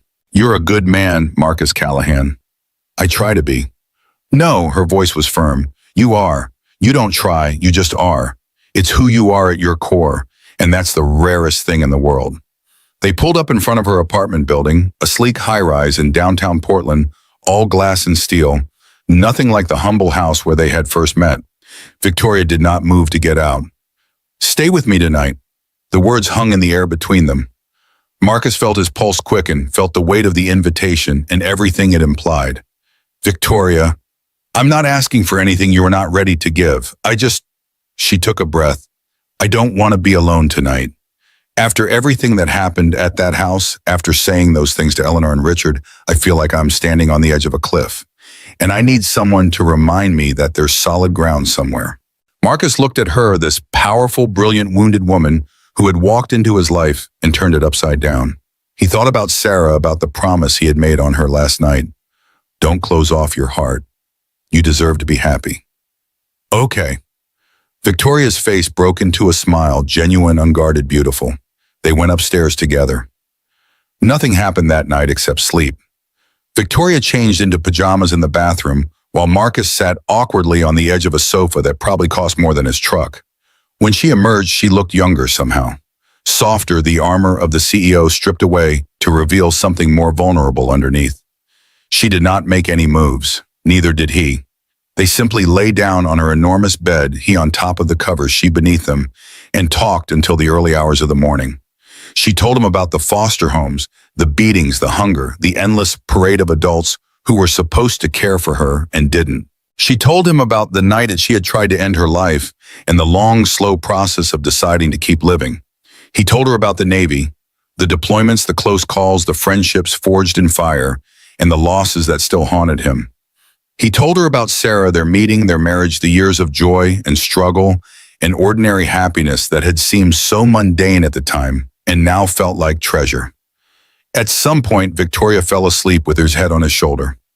Marcus lay awake a while longer, watching the city lights play across the ceiling, feeling the warmth of another person beside him for the first time in 3 years. He thought about everything that had led to this moment: the storm, the crash, the strange sequence of events that had brought Victoria Sterling into his life. He was not a man who believed in fate or destiny, but he could not deny that something larger than coincidence seemed to be at work. When he finally drifted off to sleep, he dreamed of Sarah. She was standing in the kitchen of their old house, sunlight streaming through the window, her red hair glowing like fire. She was smiling at him, that smile he had fallen in love with 30 years ago, the smile that had sustained him through deployments and difficulties and all the trials of a long marriage. In the dream, she spoke, "It's okay, Marcus. You can let go now. You don't have to hold on so tight anymore." He woke up with tears on his face and Victoria's hand in his. The next morning, Marcus slipped out early, leaving Victoria sleeping peacefully in her enormous bed. He had promised Emma he would make her breakfast, and even the extraordinary events of the past few weeks could not change the fact that his daughter came first. He drove through the awakening city, watching the sun rise over the Portland skyline. Everything looked different this morning, brighter somehow, more full of possibility. At home, he made pancakes while Emma sat at the kitchen table, chattering about school and friends and the YouTube videos she wanted to show him. Normal things, ordinary things, the fabric of a life. But as he flipped pancakes and listened to his daughter talk, Marcus found his mind returning again and again to the evidence bag sitting in his closet. The device someone had used to try to kill Victoria. The mystery that still needed solving. Richard Sterling had motive, opportunity, and apparently the technical knowledge to pull off such an attack.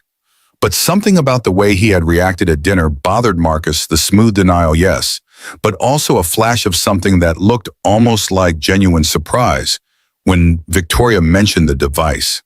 Either Richard was a better actor than Marcus gave him credit for, or someone else was involved.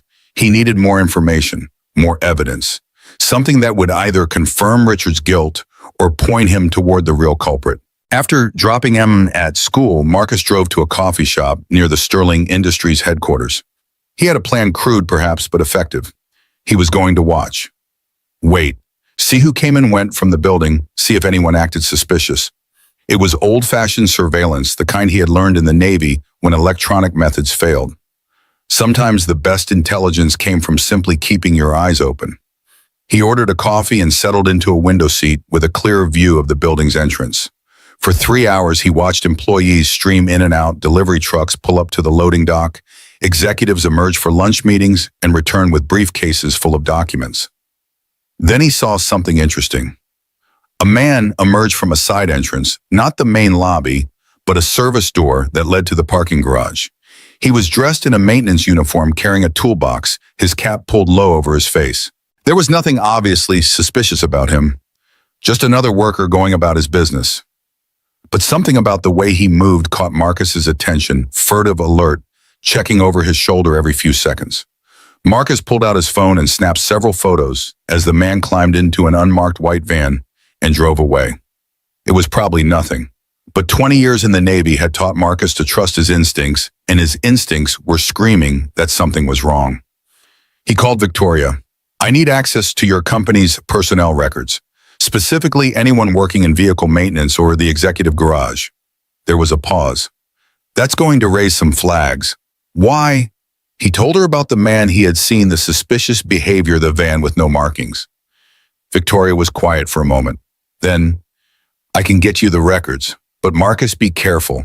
If Richard is behind this, he has resources, dangerous resources. I spent 20 years in the United States Navy. I've dealt with dangerous resources before. This is different. This is my family. That doesn't make them less dangerous. It makes them more." Another pause.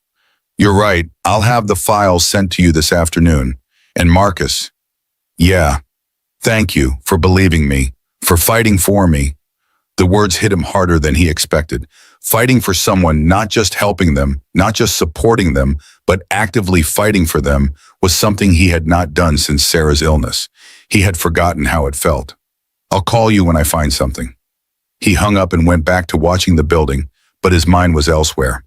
On Victoria, on the family that had tried to kill her, on the tangled web of money and power and resentment that had nearly claimed her life, and on his own heart, which was slowly terrifyingly beginning to open again. The files arrived that evening via secure email. Victoria had been thorough personnel records for everyone in the vehicle maintenance department, security logs for the executive garage, even surveillance footage from the weeks leading up to her accident. Marcus spent the night going through it all, cross-referencing names and dates, looking for anomalies.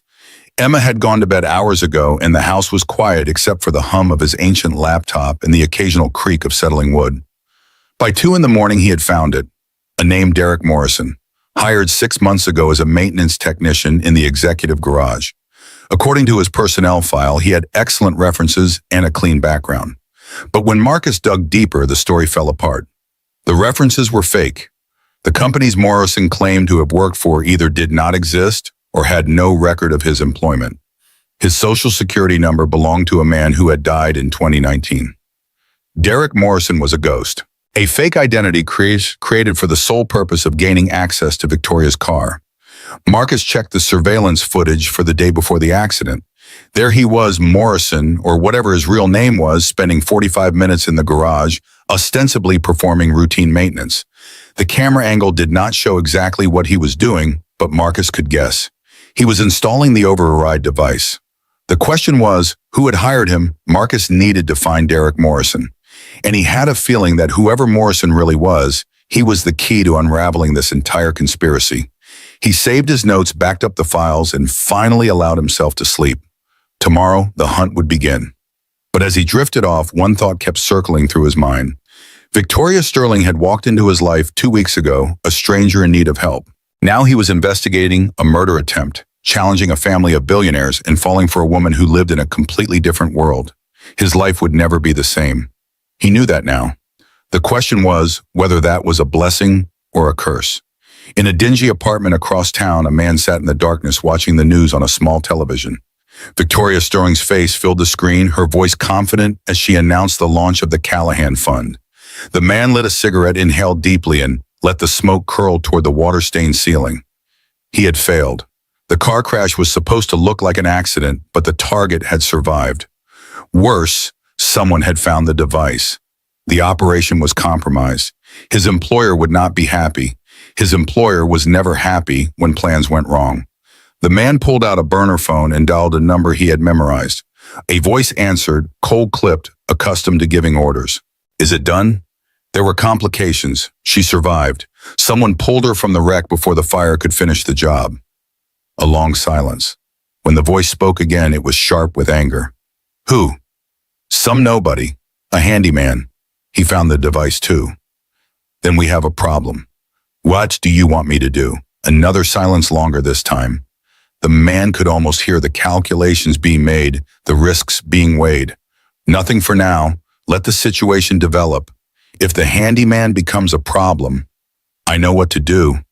Good. Stay close. This isn't over. The line went dead. The man crushed out his cigarette and turned back to the television. Victoria Sterling was smiling now, standing next to a tall man with calloused hands and honest eyes. The handyman. He memorized the face, filed it away for future reference. Marcus Callahan, former Navy, single father, a man with nothing to lose and everything to protect. If it came to it, the handyman would be dealt with. But for now, he would watch and wait and be ready when the call came, because in this business, the call always came. And when it did, Marcus Callahan would learn that some problems could not be solved with wrenches and wire cutters. Some problems required more permanent solutions. The morning after his late-night research session, Marcus woke to the smell of coffee and the sound of Emma singing in the kitchen. It was a sound he had not heard in months, his daughter's voice clear and sweet, rising and falling with a pop song from the radio. He lay in bed for a moment, savoring it. This was what mattered. This was why he kept fighting. Not for money or recognition or revenge, but for moments like this one, ordinary, precious, irreplaceable. Then his phone buzzes, a text from Victoria. Found something. Can you meet me at the office noon? Marcus hauled himself out of bed, showered and dressed in clean jeans and a button-down shirt. Emma looked up from her cereal as he entered the kitchen. You look nice, Dad. Hot date. He raised an eyebrow. Where did you learn to talk like that? School, also YouTube. She grinned, showing off the braces she had gotten last month. Is it with Victoria? It's not a date. It's work. Uh-huh. The skepticism in her voice was pure preteen attitude. Marcus kissed the top of her head. Be good at school. I'll pick you up at 3. He drove to Sterling Industries headquarters, a sleek tower of glass and steel in downtown Portland. The lobby was all marble floors and abstract art, the kind of corporate opulence designed to intimidate visitors. Marcus felt the weight of it as he approached the reception desk, acutely aware of his work boots and calloused hands. Marcus Callahan here to see Victoria Sterling. The receptionist, a young woman with a practiced smile, typed something into her computer. One moment, please. A pause. Ms. Sterling is expecting you. Take the private elevator to the 40th floor. The private elevator, of course. The ride up was smooth and silent, the kind of elevator that cost more than most people's houses. When the doors opened, Victoria was waiting. She looked tired, Marcus noticed. Dark circles under her eyes, tension in her shoulders. But she smiled when she saw him, and some of that tension seemed to ease. Thank you for coming. You said you found something. She led him through a series of offices, glass walls, modern furniture, employees who glanced up curiously as they passed until they reached a conference room. Inside, a small team of people sat around a table covered with documents and laptops. My private security team, Victoria explained. After you sent me your findings last night, I asked them to dig deeper. She nodded to a woman at the head of the table, mid-40s, sharp-eyed with the bearing of someone who had seen combat. Rachel Chen, head of corporate security. Rachel, tell Marcus what you found. Rachel stood and pulled up a series of images on a wall-mounted screen. Derek Morrison, real name Michael Torres, former military contractor specializing in electronic warfare and vehicle modification. He's been linked to 3 other accidents over the past decade, wealthy targets, all ruled accidental or unsolved. Marcus studied the face on the screen. It was the man he had seen leaving the building yesterday, the one with the furtive movements and the unmarked van. He's a professional. The best money can buy. Rachel clicked to another slide, a web of financial transactions highlighted and annotated. We traced the payments for his recent work. They came from a shell company in the Caymans, but we managed to follow the trail back to its source. She clicked again. A name appeared on the screen, Sterling Family Trust. Marcus looked at Victoria. Her face had gone pale, but her jaw was set with determination. The trust is controlled by Eleanor, she said quietly. She has sole authority over disbursements. So your stepmother hired a professional killer to murder you. It looks that way. The words hung in the air, heavy with implications. Marcus had suspected Richard, but Eleanor, the elegant socialite with the diamonds, in the disdain, Eleanor was the mastermind. What do you want to do? Victoria was silent for a long moment. When she spoke, her voice was steady, but Marcus could hear the pain underneath. I want to destroy her. I want to take everything she has, her money, her status, her son's precious shares of my company, and leave her with nothing. I want her to know what it feels like to lose everything. She turned to face him. But first, I want to know why. I want to look her in the eye and ask her why she hated me enough to try to kill me. Marcus nodded slowly. Then that's what we'll do. Victoria reached out and took his hand. Together. Together. The meeting with Eleanor was arranged for the following evening at the Sterling estate. This time Marcus knew what he was walking into. This time he was prepared. He spent the day gathering evidence, working with Rachel Chen to build an airtight case. Financial records, surveillance footage, Torres's history, everything was documented, copied, secured in multiple locations. If anything happened to him or Victoria, the truth would come out. Emma sensed something was wrong when he picked her up from school. Dad, are you okay? You look serious. I'm fine, sweetheart. Just dealing with some grown-up stuff. Is it about Victoria? He hesitated. Emma was 12 years old enough to notice things, young enough that he wanted to protect her from the uglier parts of the world. Yeah, it's about Victoria, but it's going to be okay, I promise. Emma studied him with those sharp blue eyes, Sarah's eyes. He thought Sarah's insight packed into a 12-year-old package. I like her dad, Victoria. I think she's good for you. You do. You smile more when she's around, and you stop drinking coffee like it was medicine. Marcus blinked. He had not realized his daughter had been watching so closely. When did you get so observant? I've always been observant. You just didn't notice because you were too busy worrying about everything.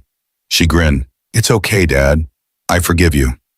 He pulled her into a hug, holding on tight. This was his priority. This girl, this life, this future. Everything else was just details. I love you, Emma. I love you too, Dad. Now can we get pizza? I'm starving. That evening, Marcus and Victoria drove to the Sterling estate together. The sun was setting, painting the sky in shades of orange and pink, and for a moment the world seemed almost peaceful. Victoria was quiet, her hands clasped tightly in her lap. Are you ready for this? She nodded, not looking at him. I've been waiting for this my whole life. A chance to confront her, to make her answer for everything she's done. What if she doesn't have the answers you want? Then at least I'll have the truth. That's more than I've ever had before. They pulled up to the estate as darkness fell. The mansion was lit from within, warm light spilling from the windows onto the manicured lawn. It looked almost welcoming, a cruel joke given what they were about to do. Inside, Eleanor was waiting in the formal sitting room. She was alone. Richard apparently had been excluded from this meeting. She sat in a high-backed chair, perfectly composed, a cup of tea steaming on the table beside her. Victoria and Mr. Callahan. Her voice was ice. I assume this isn't a social call.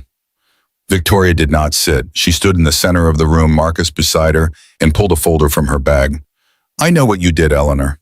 She dropped the folder on the table. It fell open, revealing photos, documents, financial records, the entire case laid bare. Eleanor did not flinch. She picked up the folder, leafed through its contents with an expression of mild curiosity and set it down again. Impressive, you've been busy. You hired Michael Torres to kill me. You used the Sterling Family Trust to pay him. You thought no one would ever find out. And yet here you are. Eleanor's smile was thin, humorless. I always knew you were clever, Victoria. I just didn't realize how clever. Why? Victoria's voice cracked just slightly. Why did you want me dead? The company, the money. What could possibly be worth murdering you? Eleanor laughed, a cold, brittle sound. Oh, Victoria, you still don't understand, do you? This was never about money. I have more money than I could spend in 10 lifetimes. She stood, moving to the window, her back to them. This was about justice, about righting a wrong that happened 40 years ago. What wrong? Eleanor turned. For the first time, Marcus saw something human in her eyes, something twisted and broken, but human nonetheless.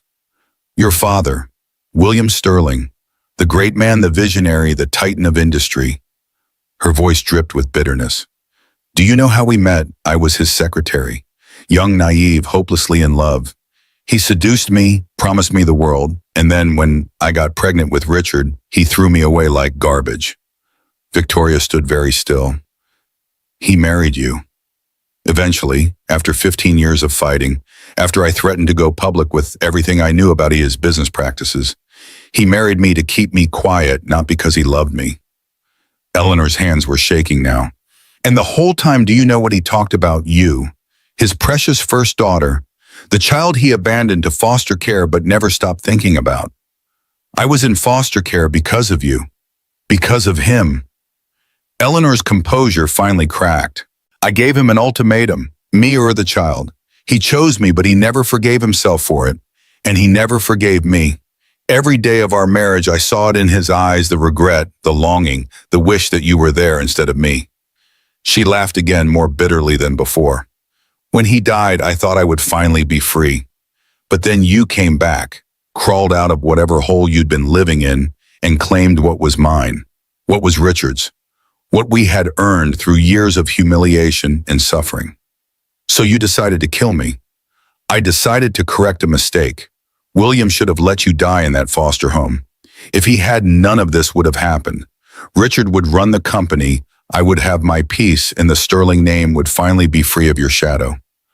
The room was silent. Marcus watched Victoria process this information, the truth she had been seeking her whole life, delivered in the cruelest possible way. When Victoria spoke again, her voice was calm, terrifyingly calm. You're insane. I'm practical. Eleanor returned to her chair, her composure restored. The question is, what are you going to do about it? Go to the police. I have lawyers who will tie this case up for years. Destroy my reputation. I stopped caring about that long ago. Kill me. She smiled. You don't have it in you. Victoria reached into her bag and pulled out her phone. I already have what I need. She pressed a button and Eleanor's voice filled the room, the confession recorded in perfect clarity. This was about justice, about righting a wrong. I decided to correct a mistake. I have lawyers who will tie this case up for years. Eleanor's face went white. You recorded me. Modern phones are wonderful things. Victoria pocketed the device. I'm not going to kill you, Eleanor. I'm not going to destroy your reputation. I'm going to do something much worse. She leaned in close, her voice dropping to a whisper. I'm going to let you live in a small apartment with a modest allowance watching from a distance as I take everything you built and give it away to people who actually deserve it. Every charity event, every foundation launch, every act of kindness I perform will be a reminder of what you lost and why. She straightened. Your lawyers can fight the criminal charges, but the civil case, the one I'll file tomorrow claiming all assets obtained through the Sterling Family Trust under fraudulent pretenses, that will take everything. Your house, your jewelry, your son's shares in my company. Everything. Eleanor stared at her speechless for the first time. Goodbye, Eleanor. I'd say it's been a pleasure, but we both know that would be a lie. Victoria turned and walked out of the room. Marcus followed, pausing at the door to look back at the woman who had tried to kill the person he was beginning to love. Eleanor sat in her expensive chair in her expensive room, surrounded by expensive things that would soon belong to someone else. She looked old suddenly, old and defeated. Marcus felt no sympathy. Some wounds were too deep to forgive. Outside, the night air was cool and fresh. Victoria stood by the car, her arms wrapped around herself, trembling slightly. It's over. Marcus put his arm around her. How do you feel? I don't know. She leaned into him, drawing strength from his solidity. Empty, relieved, yin, all of it at once. That's normal. You just confronted someone who tried to kill you. It's going to take time to process. She looked up at him, her eyes glistening in the moonlight. Thank you for being here, for believing me, for fighting for me. Always. The word came out before he could stop it, but once it was spoken, he found he did not want to take it back. Victoria rose on her toes and kissed him. Not a passionate kiss, not a desperate one. A gentle kiss, soft and sweet, full of promise and possibility. When they parted, she was smiling. Take me home, Marcus Callahan. He opened the car door for her. Which home? Yours. She slid into the seat.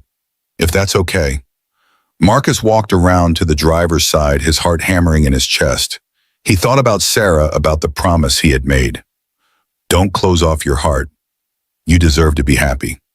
Yeah, he said as he started the engine. That's okay. They drove through the night, leaving the Sterling estate and everything it represented behind them. Ahead lay an uncertain future, legal battles, media attention, the long, slow process of building something new from the ashes of the old. But for the first time in 3 years, Marcus Callahan was not afraid of the future.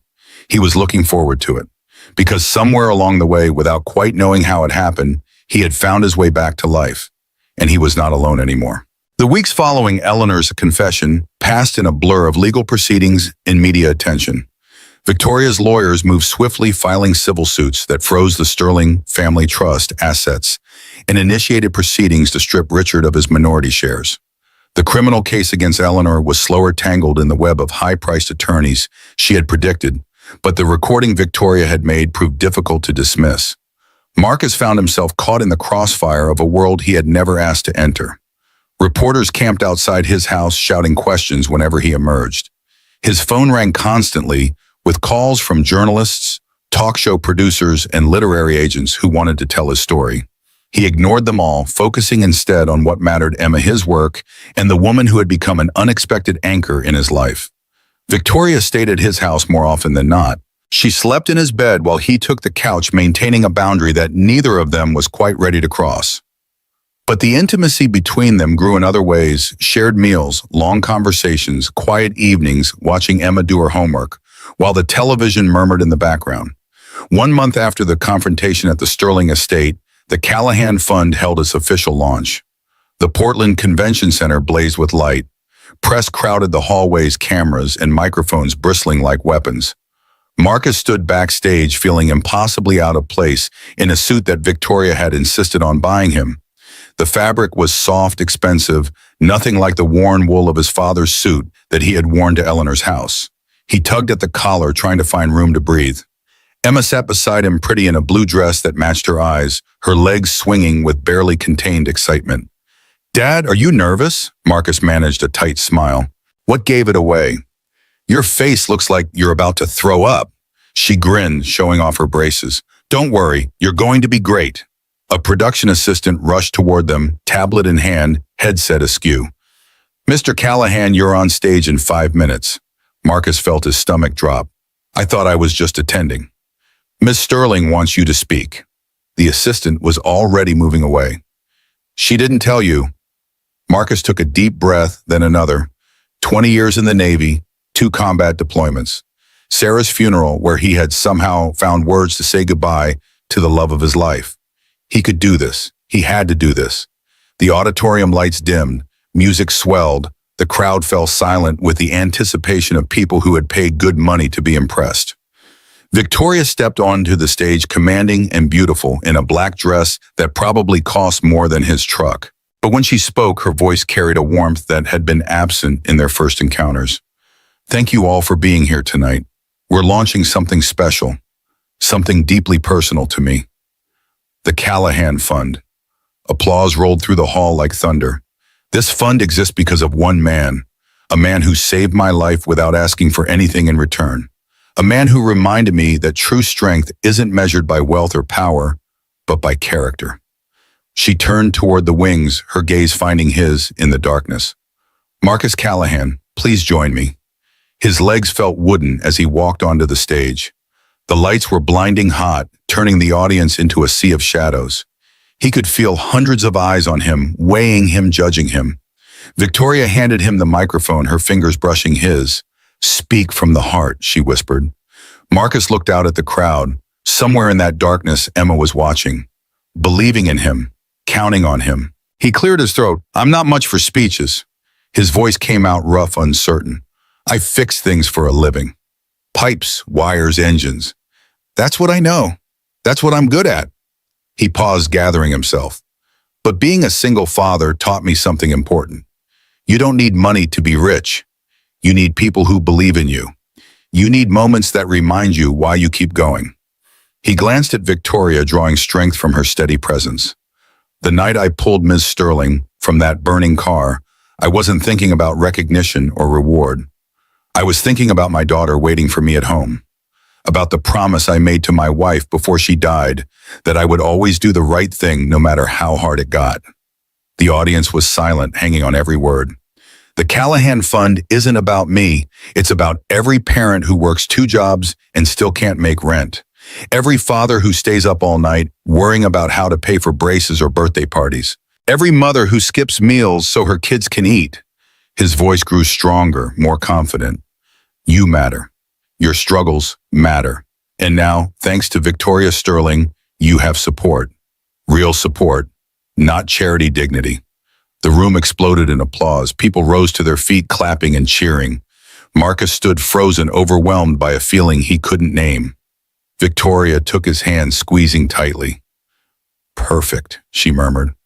After the ceremony, they found a quiet moment in a corridor behind the main hall. The sounds of the reception, clinking glasses, polite laughter, the murmur of expensive small talk filtered through the walls. Victoria leaned against him, her head on his shoulder. "You were amazing out there." I was terrified. That's what made it real. She looked up at him, her eyes soft in the dim light. Most people in that room have never been terrified of anything except losing money. You reminded them that there are things more important than their portfolios. Marcus stroked her hair, marveling at how natural this felt. A month ago, she had been a stranger bleeding in his truck.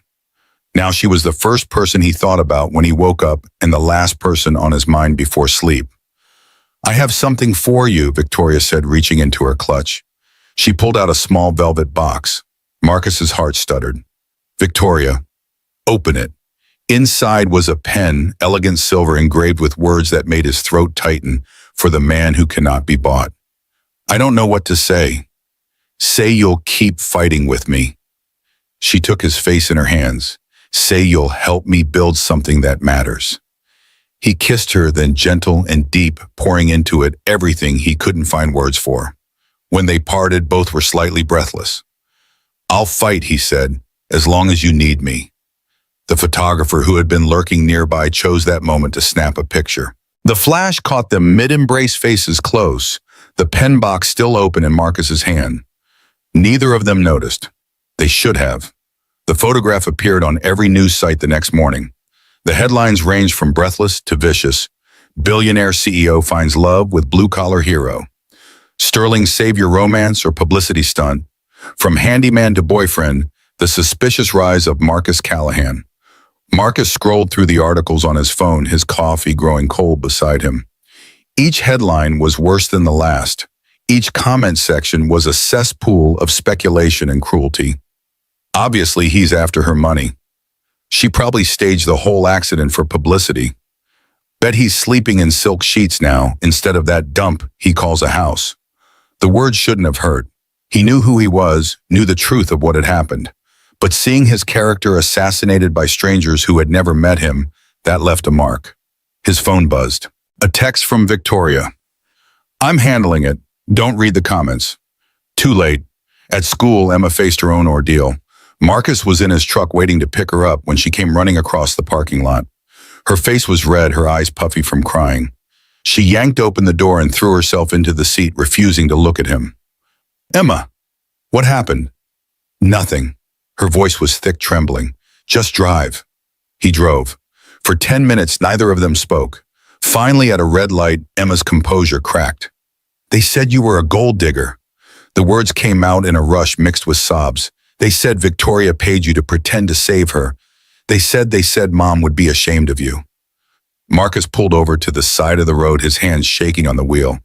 "Who said this? Kids at school. They saw it on their parents' phones. Everyone was laughing and pointing, and..." She dissolved into tears, her whole body shaking. Marcus gathered his daughter into his arms, holding her as tightly as he could in the cramped cab of the truck. He felt her pain like it was his own worse than his own, because he would take any amount of cruelty directed at himself if it meant sparing her. "Listen to me." His voice was rough with emotion. "Your mother would never be ashamed of me. She knew who I was. She loved who I was. And nothing anyone says can change that. But they keep saying, people say a lot of things they don't mean and don't understand. The truth is, I saved Victoria because she needed help. That's all. Everything else, the fun, the house, whatever they think is happening between us, that's just people trying to make a story where there isn't one." Emma pulled back, wiping her eyes. "Do you love her?" The question hit him like a punch. Did he love Victoria? He cared about her, certainly. He wanted to protect her, to make her smile, to be there when she needed someone. Was that love, or was it something else? Gratitude, attraction, the simple human need for connection after years of loneliness. "I don't know," he said honestly. "I know I care about her. I know she makes me feel things I haven't felt in a long time. But love..." He shook his head. "That's a big word, Emma. I'm not ready to use it yet." Emma nodded, slowly processing this. "Okay. But Dad, yeah. If you do love, why, it's okay. Mom would want you to be happy." Marcus felt tears prick his eyes. This 12-year-old girl dealing with her own pain was still trying to take care of him. "When did you get so smart?" "I've always been smart. You just didn't notice because you were too busy being sad." He laughed despite himself, a wet, broken sound. "Come on, let's go home." But home offered no refuge. That evening, while Emma did her homework and Marcus tried to focus on fixing a leaky faucet, his phone rang. Victoria's name flashed on the screen. "Marcus, I need you to come to the office, now." Her voice was tight, controlled, the way it got when she was trying not to fall apart. "What's wrong?" "Richard, he's making a move. The board is meeting tomorrow, and he's calling for a vote of no confidence. He says the scandal is damaging the company, that my personal indiscretions are affecting stock prices." That's ridiculous. It doesn't matter if it's ridiculous. It matters if the board believes it. And right now, half of them are wavering. Marcus looked at Emma bent over her algebra textbook, her brow furrowed in concentration. He thought about what this fight was costing them, not just him, but his daughter, who was paying a price she had never asked to pay. "I'll be there in an hour." The Sterling Industries boardroom was a cathedral of corporate power, long mahogany table, leather chairs, floor-to-ceiling windows overlooking the Portland skyline. Victoria sat at the head of the table, flanked by lawyers and advisors, her face a mask of composure that Marcus recognized as barely controlled fury. Richard Sterling stood at the opposite end, smug and polished, enjoying his moment. "The facts are simple," Richard was saying. "In the past month, our stock has dropped 8%.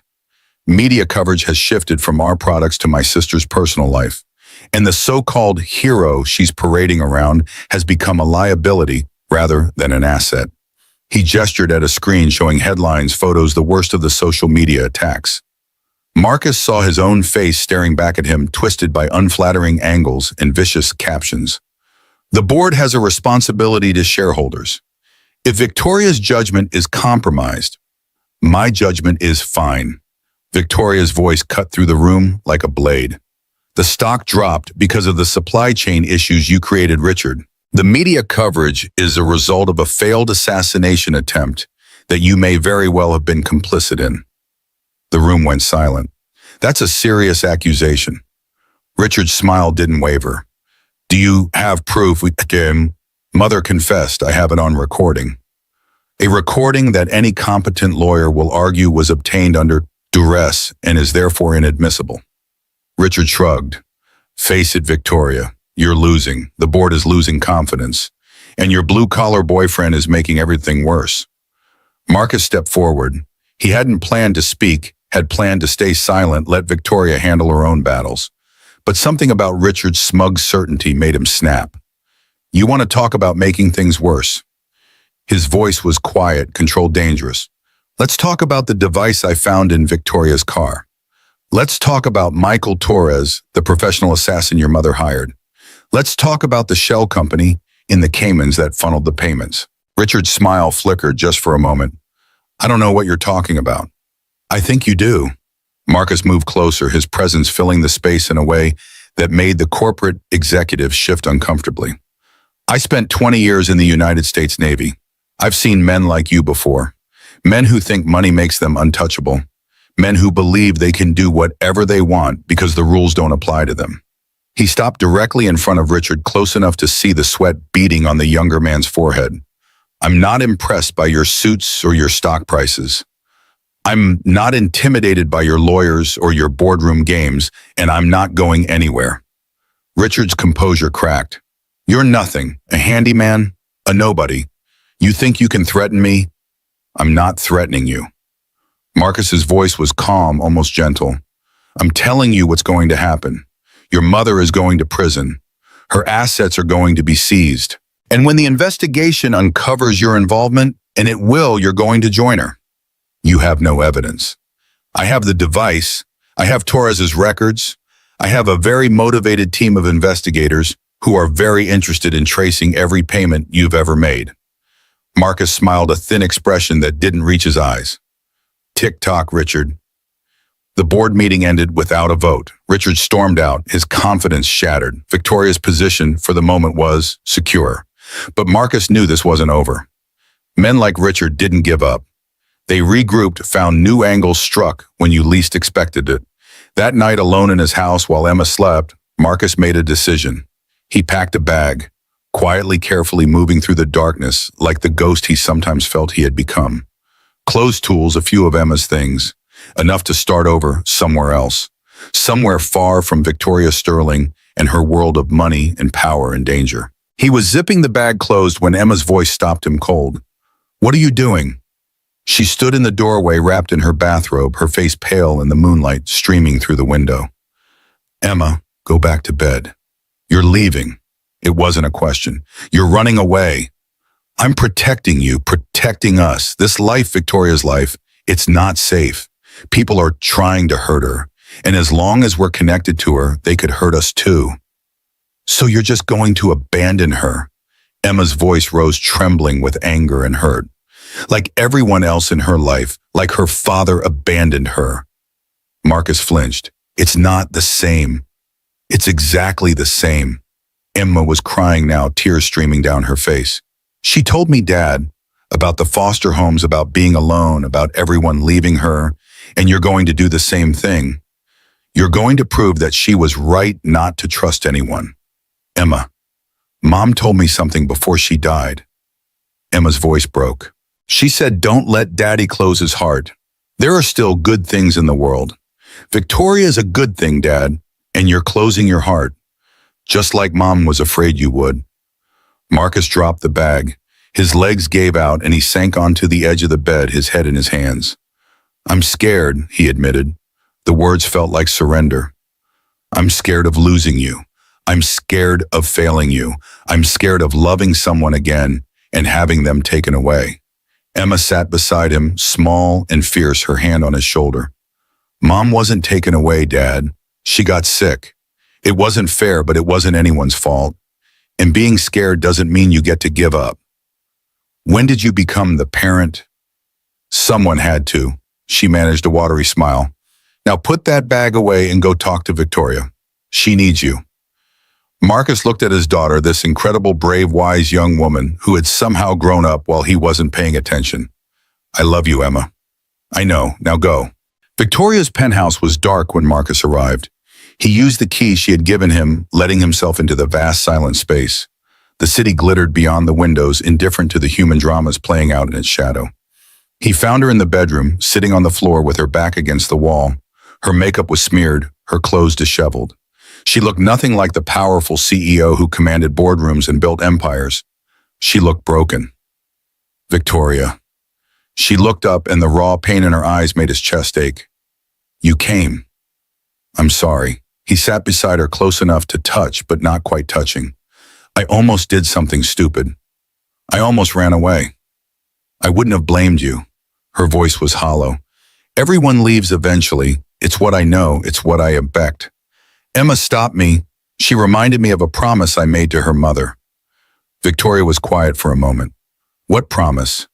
That I wouldn't close my heart, that I would let myself be happy. He reached out and took her hand. I've been scared, Victoria. Scared of losing you the way I lost Sarah. Scared that loving you would mean betraying her memory. But Emma made me realize something. What? Sarah would have liked you. She would have seen what I see, a woman who's been hurt, who's been betrayed, who's built walls around herself to survive. And she would have told me the same thing Emma told me tonight. Victoria's hand tightened around his. What did Emma tell you? That you're worth fighting for. He lifted her chin, making her meet his eyes. That love isn't about being safe. It's about being brave. And that the only way to honor Sarah's memory is to keep living, keep loving, keep choosing hope over fear. Tears spilled down Victoria's cheeks. I don't know how to do this. I don't know how to let someone in. Everyone I've ever trusted has hurt me. Then we'll figure it out together. One day at a time. One mistake at a time. One moment of terrifying, wonderful vulnerability at a time.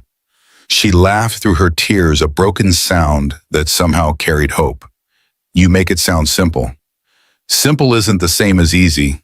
He pulled her close, wrapping his arms around her. But I'm here, and I'm not going anywhere. They sat together on the floor of her penthouse, holding each other as the night deepened around them. Outside, the city lights twinkled like stars, indifferent to the small, profound miracle happening in their midst. Two people wounded and wary, choosing to trust again. Two hearts scarred by loss, learning to beat in rhythm. It was not a perfect moment. The world outside still seethed with scandal and danger. Eleanor was still fighting her legal battles. Richard was still scheming. The media was still hungry for blood. But in that room, in that moment, none of that mattered. All that mattered was the warmth of another person, the steady beat of a heart, the whispered promise that tomorrow would be faced together. Marcus pressed his lips to Victoria's forehead. I need to tell you something. What? Your letter, the one you wrote asking me to marry you. She went very still. You never answered. I'm answering now. He pulled back to look at her, his eyes bright with emotion. Yes, 1,000,000 times yes. Victoria's breath caught. You mean it? I've never meant anything more in my life. She kissed him, and not gently, not carefully, but with the fierce desperation of someone who had finally found what she had been searching for her whole life. When they parted, both were trembling. We're really doing this, she whispered. We're really doing this. Outside, dawn was beginning to break over Portland, painting the sky in shades of rose and gold. A new day, a new beginning. And for the first time in years, Marcus Callahan looked at the future without fear. The morning after their reconciliation, Victoria called a press conference. Marcus learned about it the same way the rest of the world did, through a breaking news alert on his phone.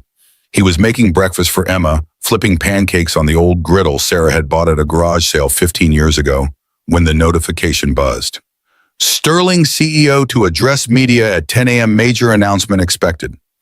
He stared at the screen, a cold knot forming in his stomach. Victoria had not mentioned anything about a press conference.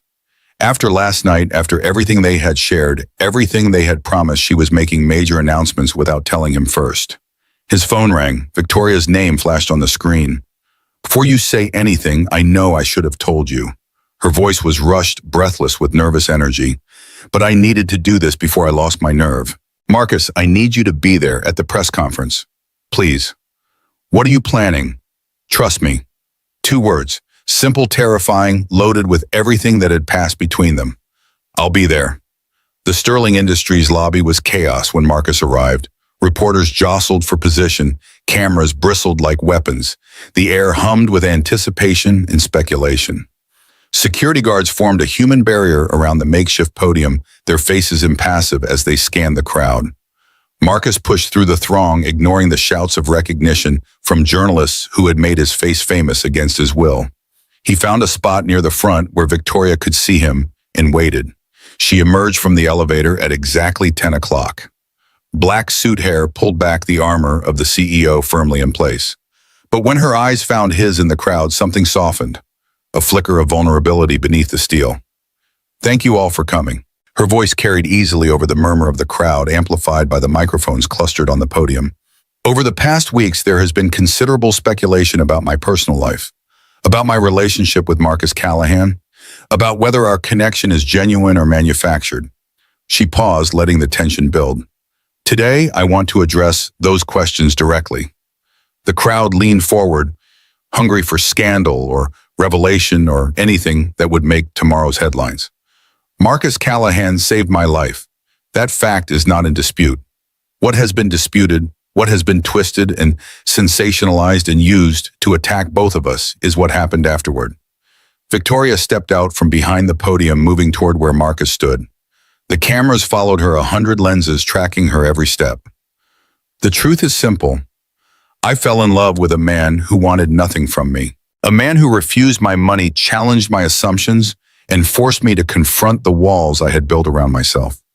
A man who taught me that real strength comes not from wealth or power, but from character. She stopped directly in front of Marcus. The crowd had gone silent, sensing that something momentous was about to happen. The truth is also this. Victoria reached into her jacket pocket and pulled out a small velvet box. She opened it to reveal a simple gold band, unadorned, unpretentious. Then in front of every camera and every reporter and every skeptic who had questioned the authenticity of their relationship, Victoria Sterling dropped to one knee. The gasp that went through the crowd was audible, a collective intake of breath that seemed to suck all the air from the room. Marcus Callahan. Her voice trembled slightly, but her eyes never left his. You taught me that some things cannot be bought, that kindness is its own reward, that love is not a transaction, but a gift. She held up the ring, the gold catching the harsh light of the camera flashes. I am not asking because I owe you. I am asking because I cannot imagine my life without you, without Emma, without the family we have already begun to build.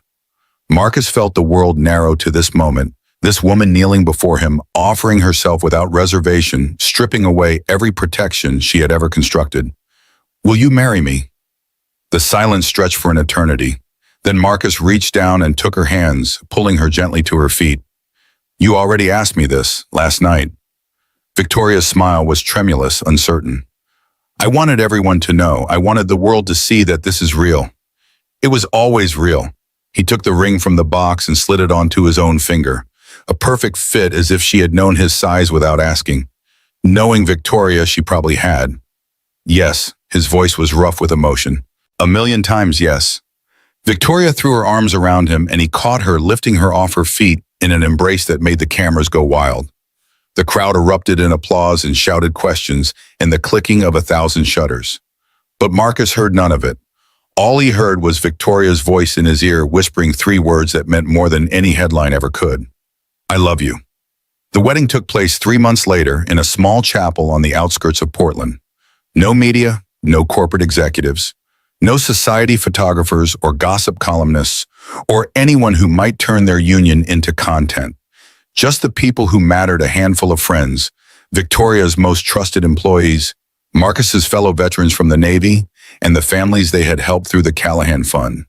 Emma stood at the altar between them, radiant, in a white dress with flowers woven through her braided hair. She held both their hands as the officiant spoke a physical bridge connecting the 2 halves of their new family.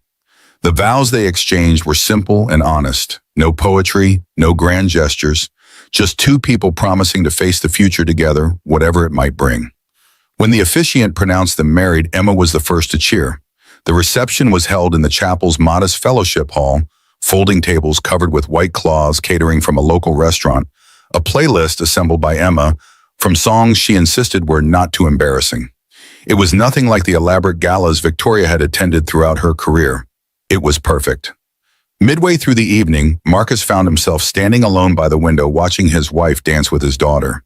Victoria moved with surprising grace following Emma's enthusiastic lead in a dance that seemed to involve a lot of spinning and laughing. His wife. The word still felt strange in his mind, like a garment that did not quite fit. For so long, that word had belonged to Sarah alone. To use it for someone else felt like a betrayal, even though he knew had been told by Emma, by his own heart, by the memory of Sarah's voice on her last night, that it was not. A hand touched his shoulder. He turned to find an unexpected figure standing beside him. Eleanor Sterling. She looked different from the last time he had seen her, older, smaller, the diamond armor replaced by a simple black dress. The legal proceedings had taken their toll. Her assets were frozen, her reputation in tatters, her son facing his own investigation. She had been released on bail pending trial, stripped of everything that had once made her formidable. Marcus tensed his body, shifting instinctively into a defensive posture. "What are you doing here?" "Victoria invited me." Eleanor's voice was quiet, stripped of its former venom. "I was as surprised as you are." "She didn't mention it. She wanted to see if I would come, if I was capable of—" Eleanor paused, searching for words. "Of being human, I suppose." They stood in silence for a moment, watching Victoria and Emma twirl across the dance floor. "I hated her for so long." Eleanor's confession came out barely above a whisper. Hated what she represented. The child William never stopped loving, even after he abandoned her. The reminder of his guilt, his failure, his inability to be the man he pretended to be. Marcus said nothing. He was not going to make this easy for her. "I convinced myself that removing her would be justice, that I was protecting Richard, protecting the family William should have prioritized. But the truth," her voice cracked, "the truth is that I was jealous. Jealous of a little girl who had nothing, because even with nothing, she had more of William's love than I ever did." "You tried to kill her?" "Yes." No excuses, no justifications. Just the bald admission. "And I will spend whatever time I have left paying for that. The courts will see to it. But I needed to tell her that I understand now. What she accomplished, what she built, the person she became, despite everything, it was not because of William's love. It was in spite of its absence. She made herself, and that is something I could never do." Victoria appeared at Marcus's elbow, slightly breathless from dancing. Her eyes moved from her husband to her stepmother, assessing the situation with the quick intelligence that had built an empire. "Eleanor." "Victoria." The older woman reached into her small handbag and pulled out an object, a man's watch, old and worn, the crystal scratched with years of use. "This belonged to William. He wore it every day until he died. I kept it because I thought, I don't know what I thought, that it meant something, that it connected me to him." She held it out to Victoria. "It should have been yours from the beginning. His daughter, his heir, his greatest accomplishment, even if he was too cowardly to claim you." Victoria took the watch, slowly turning it over in her hands. Marcus could see the conflict in her face, the pain of old wounds, the anger that had sustained her for so long, and beneath it all, a flicker of something that might have been compassion. "Thank you." The words were stiff, careful. This doesn't change what you did. I know. And I don't forgive you, not yet. Maybe not ever. I understand. Victoria closed her fingers around the watch. But you came. You admitted what you did. That's more than William ever managed. Eleanor nodded a jerky movement that might have been an attempt to hold back tears. Goodbye, Victoria. For what it's worth, you deserve better. From all of us. She turned and walked away. Her steps slow and unsteady, the weight of her choices visible in every movement. Marcus put his arm around Victoria. You okay? I don't know. She leaned into him, drawing strength from his presence. I think I might be eventually, but right now I just want to dance with my husband. The words sent a warmth through his chest. I think that can be arranged. They joined Emma on the dance floor, the three of them moving together in an awkward, joyful tangle of limbs and laughter. The watch was tucked into Victoria's pocket, a piece of the past that no longer had the power to define her future. Outside, the sun was setting, painting the sky in shades of gold and crimson. A new chapter was beginning, and for the first time in a very long time, everyone in that small chapel believed in happy endings. 5 years passed like a dream. Marcus stood in front of a building that had not existed 12 months ago, a sprawling complex of classrooms, workshops, and training facilities that bore his name in steel letters above the entrance. The Callahan Vocational School established for veterans and single parents. He still could not quite believe it was real. The building, the students already filing through its doors, the future it represented, all of it felt like something from someone else's life. Someone more important, more accomplished, more deserving of having their name carved into stone. But Victoria had insisted, and when Victoria Sterling Callahan insisted on something, the universe generally complied. You're doing that thing again. Her voice came from behind him, warm with amusement. He turned to find his wife, approaching elegant in a simple blue dress, her dark hair touched now with the first threads of gray. The past 5 years had softened her in ways that had nothing to do with age. The sharp edges rounded, the defensive walls lowered. The CEO transformed into something more human. What thing, Pema? The thing where you look at something amazing and try to convince yourself you don't deserve it. Marcus laughed, shaking his head. Old habits. Terrible habits. She slipped her hand into his, interlacing their fingers. Come on, Emma's speech starts in 10 minutes and she'll never forgive us if we're late. The auditorium was packed with students, faculty, and dignitaries who had come to witness the school's first graduation ceremony. Marcus and Victoria found seats in the front row reserved for family as the lights dimmed and a hush fell over the crowd. Emma walked to the podium with the confidence of a young woman who had grown up watching her stepmother command boardrooms. At 17, she was no longer the little girl who had clutched a stuffed bear and worried about her father. She was brilliant, fierce, compassionate, a living testament to everything Marcus and Victoria had tried to teach her. 5 years ago, my life changed forever. Her voice rang clear through the auditorium, amplified but not diminished by the microphone. A stranger knocked on our door wearing my dad's shirt and drinking his coffee, and I thought she was the most glamorous person I had ever seen. I also thought she was completely out of her mind, but that's another story. Laughter rippled through the crowd. Marcus felt Victoria's hand tighten around his. Over the years, I learned that Victoria Sterling was not a stranger at all. She was the missing piece of our family, the mother I never knew I needed. The woman who taught me that strength means being vulnerable. That power means lifting others up, and that love, real love, means showing up every day, even when it's hard. Emma paused, her gaze finding her parents in the front row. But I also learned something from my father. Something that Victoria learned too, even though she'll never admit it. Victoria raised an eyebrow, a small smile playing at her lips. I learned that dignity has no price tag. That character cannot be bought or sold or faked. And that the measure of a person's worth has nothing to do with the size of their bank account or the title on their business card. Emma's voice grew stronger, more passionate. My father is a mechanic. He fixes things with his hands. For most of his life, he struggled to pay bills, to keep a roof over our heads, to give me opportunities he never had. And when a billionaire tried to give him money for saving her life, do you know what he did? She let the question hang in the air. He gave it back. He told her that he didn't do it for money, that kindness wasn't something you could put a price on, that being a decent human being was its own reward. The auditorium was silent, every person hanging on her words. That moment changed Victoria's life. It changed our family's life. And through the work of the Callahan Fund, and now this school, it has changed thousands of other lives too. Emma gestured at the graduates seated behind her veteran single parents, people who had been given a second chance to build futures for themselves and their families. Every person in this room is proof that dignity matters, that hard work matters, that the content of your character matters more than the contents of your wallet.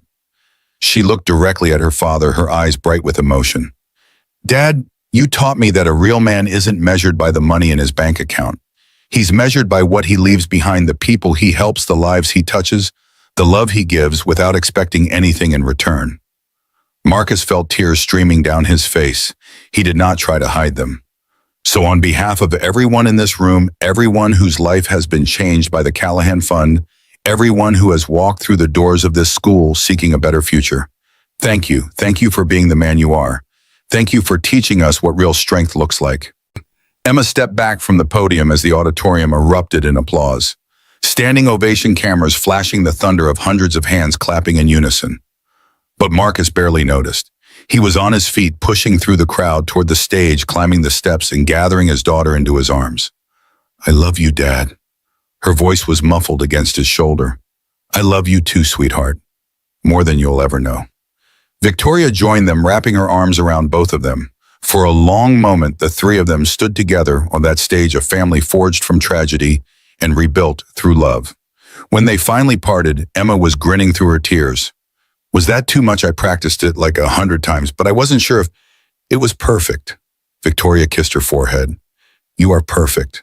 The reception afterward was a blur of handshakes and congratulations, of photographs and speeches, and the mingling of worlds that had once seemed impossibly far apart. Marcus found himself talking to a veteran who had come through the school's program, a single father who reminded him of himself, tired, proud, determined to give his children something better.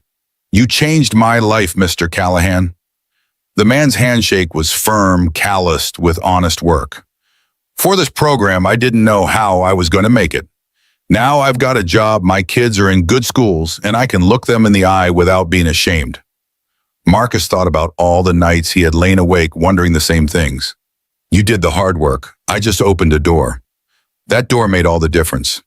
Later, as the crowd thinned and the caterers began cleaning up, Marcus stood outside the school with Victoria and Emma. The sun was setting, painting the building's windows in shades of gold and amber. This is your legacy, Victoria said softly, leaning against his shoulder. Not the fund, not the school, not the buildings with your name on them. This. She gestured at the graduates streaming out to waiting cars, the families reuniting, the future's beginning. The lives you changed, the hope you gave, that's what will last. Marcus shook his head. This was never about me. It was about people helping each other. That's all it's ever been. Emma linked her arm through his. You know what Mom used to say before she died? Marcus felt his throat tighten. Even after all these years, the mention of Sarah could still bring tears to his eyes. What? She said that good things happen to people who deserve them, and that sometimes those good things take a while to show up. But they always come eventually for people who keep trying. He looked at his daughter, this remarkable young woman who had grown up too fast, who had lost her mother and nearly lost her father, who had every reason to be bitter or angry or afraid. Instead, she was kind, generous, brave. Your mother was the wisest person I ever knew. I know, Emma grinned. That's why I'm so smart. Got it from her. Victoria laughed, pulling them both close. Come on, you two, let's go home. Home, such a simple word carrying so much weight. Home was no longer the small house with peeling paint and a crooked fence. Though they still owned it, maintained it, visited it regularly, because Emma insisted on keeping her childhood bedroom exactly as it was. Home was wherever the three of them were together. They walked to Marcus's old truck, still running, still reliable, a testament to the care he had lavished on it over the years. Victoria could have bought him a fleet of luxury vehicles, but he refused. Some things were not about money. Some things were about history and meaning, and the memories embedded in every scratch and dent. As they drove through the Portland streets, the city lights beginning to flicker on against the darkening sky, Marcus thought about the journey that had brought them here. The storm, the crash, the woman in his shirt drinking his coffee. The battles fought and won, the walls torn down, the love that had grown in the most unlikely of circumstances. "What are you thinking about?" Victoria asked, her hand resting on his knee.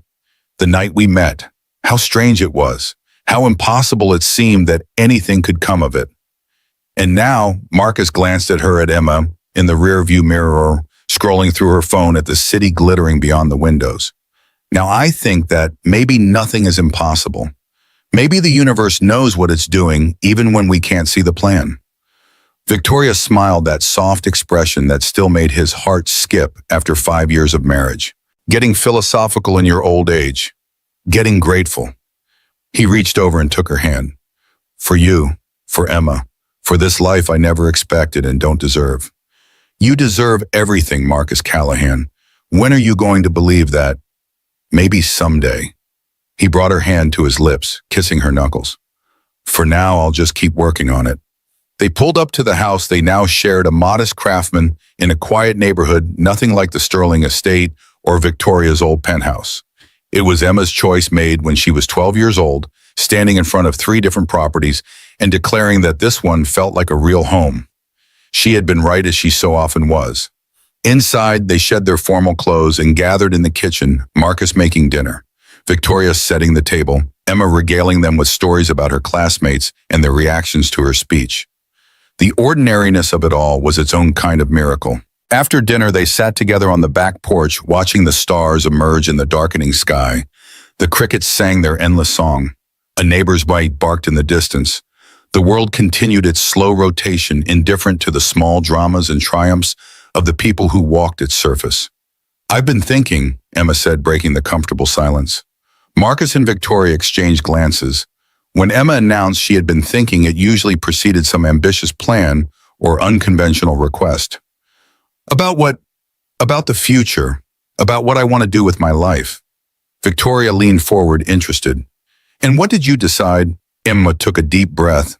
"I want to work with the Callahan Fund, after college, I mean.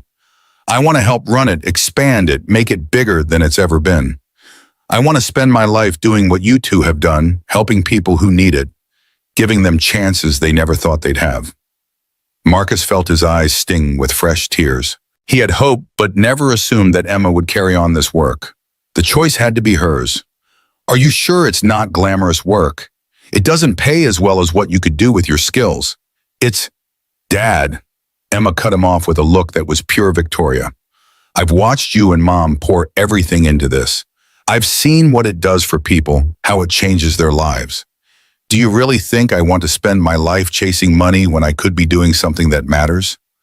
Victoria reached across and took Emma's hand. "You can do both, you know. This work doesn't mean sacrificing your own dreams." "I know, but this is my dream." Emma's voice was firm, certain. "It has been ever since I understood what you were building. I just wasn't sure how to tell you." Marcus stood cross to his daughter and wrapped her in a hug that said everything words could not. "Your mother would be so proud of you." His voice was rough with emotion. "She used to talk about the kind of person she hoped you'd become. Kind, smart, passionate about helping others.